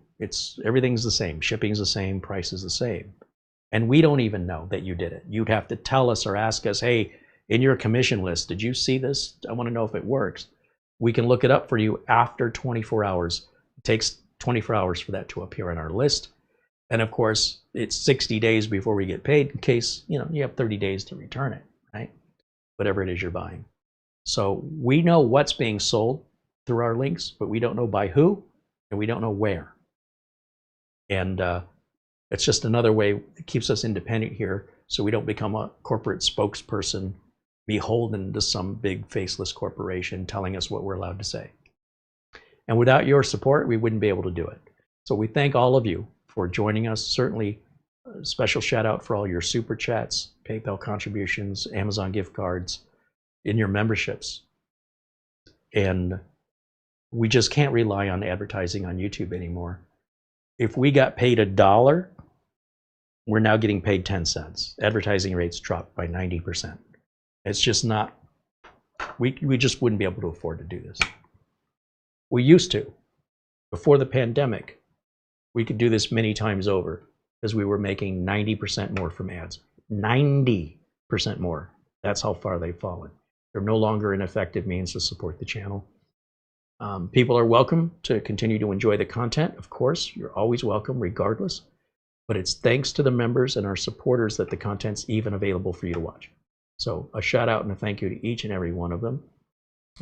We have some very generous, we're very lucky to have generous members like Mark Gaines, like Paul Gray in Australia, like Oystein in Norway, Buster in Scotland. I mean, there's more people than I can name. Our friend Jack Wilson in Texas, our friend Frankie B in New York, all over the world. Phil Stodd and Gregory Howard, and there's so many people. Andy Kane. And I always feel bad after the show that there's somebody I didn't name that I should have. Tom Jackson. So many. And we can't thank you guys enough. And I hope the viewers who are not supporting for any reason, but still enjoy the content, also appreciate. It's because of those members and the generosity of the community, the content even exists. So I think a thank you is the least I can say. I'll check my phone before we go because I have not checked it the whole broadcast. Whoops, there goes that.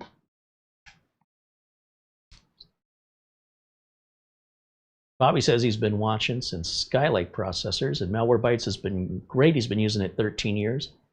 No problems with the paid version. People say it uses too much processor, but I love it. Keep up the good work. Yeah, if you're running a computer from 1997, I imagine Malwarebytes takes up too much processor. Otherwise, you won't even know it's running on a computer built within the last 10 years. You won't even notice it. So, but you know, there's always, somebody said I'm 10 feet tall and I weigh 500 pounds. But just because somebody said something doesn't mean they knew what they were talking about. Let's see.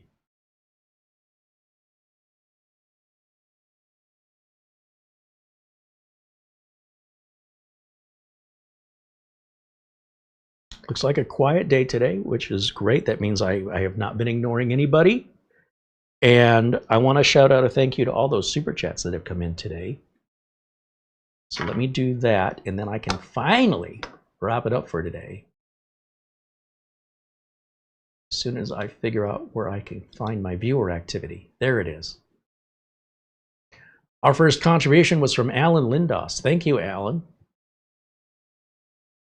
Michael MacArthur, thank you for renewing your membership. He's been a member here now 33 months in a row. Mark Gaines, thank you for your £20 super chat. And we'll work with you on the knowledge base article because I'm curious personally to see what the solution is. I'm sure we'll find an answer. Planet Cryos, thank you for your super chat, along with our good friend Ben Laird and Ian Gooch. Welcome to Sean Gallagher, our latest member. Chris Johnson, speaking of memberships, also renews membership now for 33 months. As does Dustin Fuller, also for 33 months. You guys rock. Thank you. Peter, with a €1 super chat, joining us from the Netherlands. Peter has contributed €1 so many times, he's got to be at €100 by now. Peter, thank you so much for your continued support. Mark Leonoso, also Leonesio? Leonesio? I'll work on it, Mark. Renews membership. Joins us from Las Vegas, also a member, 33 months. There's Davis Parsons. Thank you, and a shout out to our friend Davis Parsons, been a very generous supporter here as well. Glad to hear your power's back on. I missed a $5 super chat from someone called Zarosk. He says, thank you for all the help over the years. Any chance the classic kitchen setup will make an appearance? So Studio A sometimes, maybe in a surprise appearance from time to time. It's an awfully small workspace. You know, the channel has grown. Our space requirements have grown quite a bit. And it's no longer a practical filming location. But yeah, it's entirely possible. Just for kicks, we might film from there again. Thank you for the super chat. Sorry I missed it earlier. That was like 2 hours ago. And Dustin says, great show as always. And Peter says, you're welcome. Right on. Scott says, great show. Hey, flattery will get you everywhere. Thank you. Oh, no, am I not full screen? Oh, I am full screen. It's just my monitoring is way behind for some reason.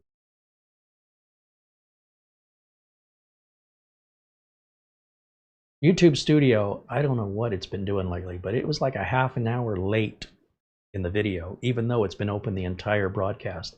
How does it fall behind by 30 minutes? Strange.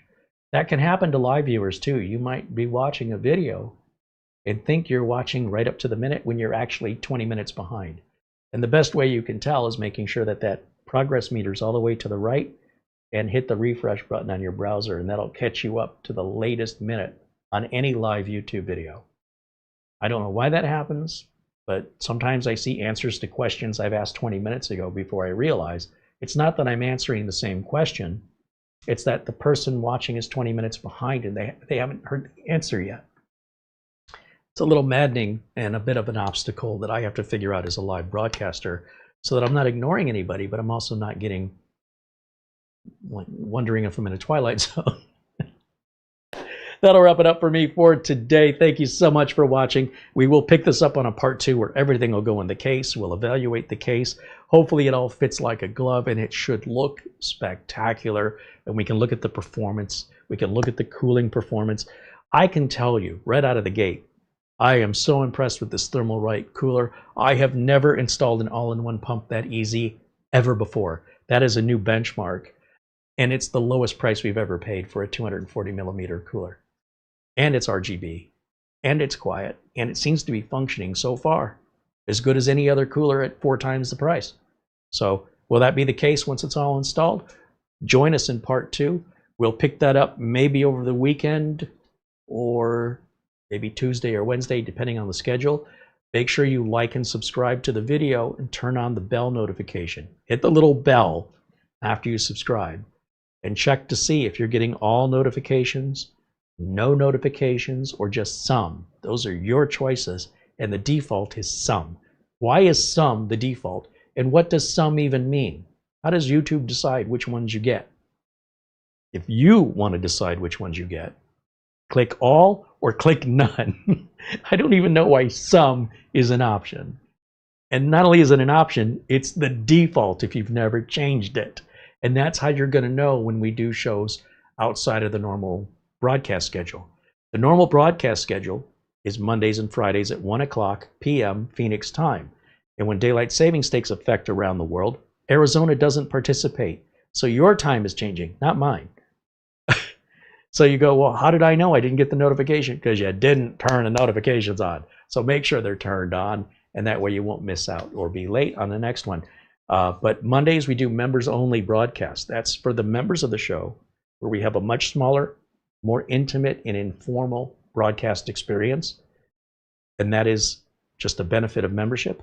And then Fridays, we always do something over the top like this, whenever we can afford it and whenever there's something to do. This is a brand new chipset, just came out.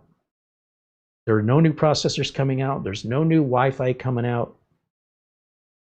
You know, we'll do some rebuilds, repairs, and diagnosis, but if there's something new and exciting, and it takes a lot of money to buy all this, it wouldn't happen without your support, and I can't thank you enough for it. That'll wrap it up for me for today. Enjoy the rest of your Friday. Have a happy, safe weekend. We'll look forward to seeing you all again very, very soon. Until next time. And finally, after nearly 3 hours, 4 hours, bye for now.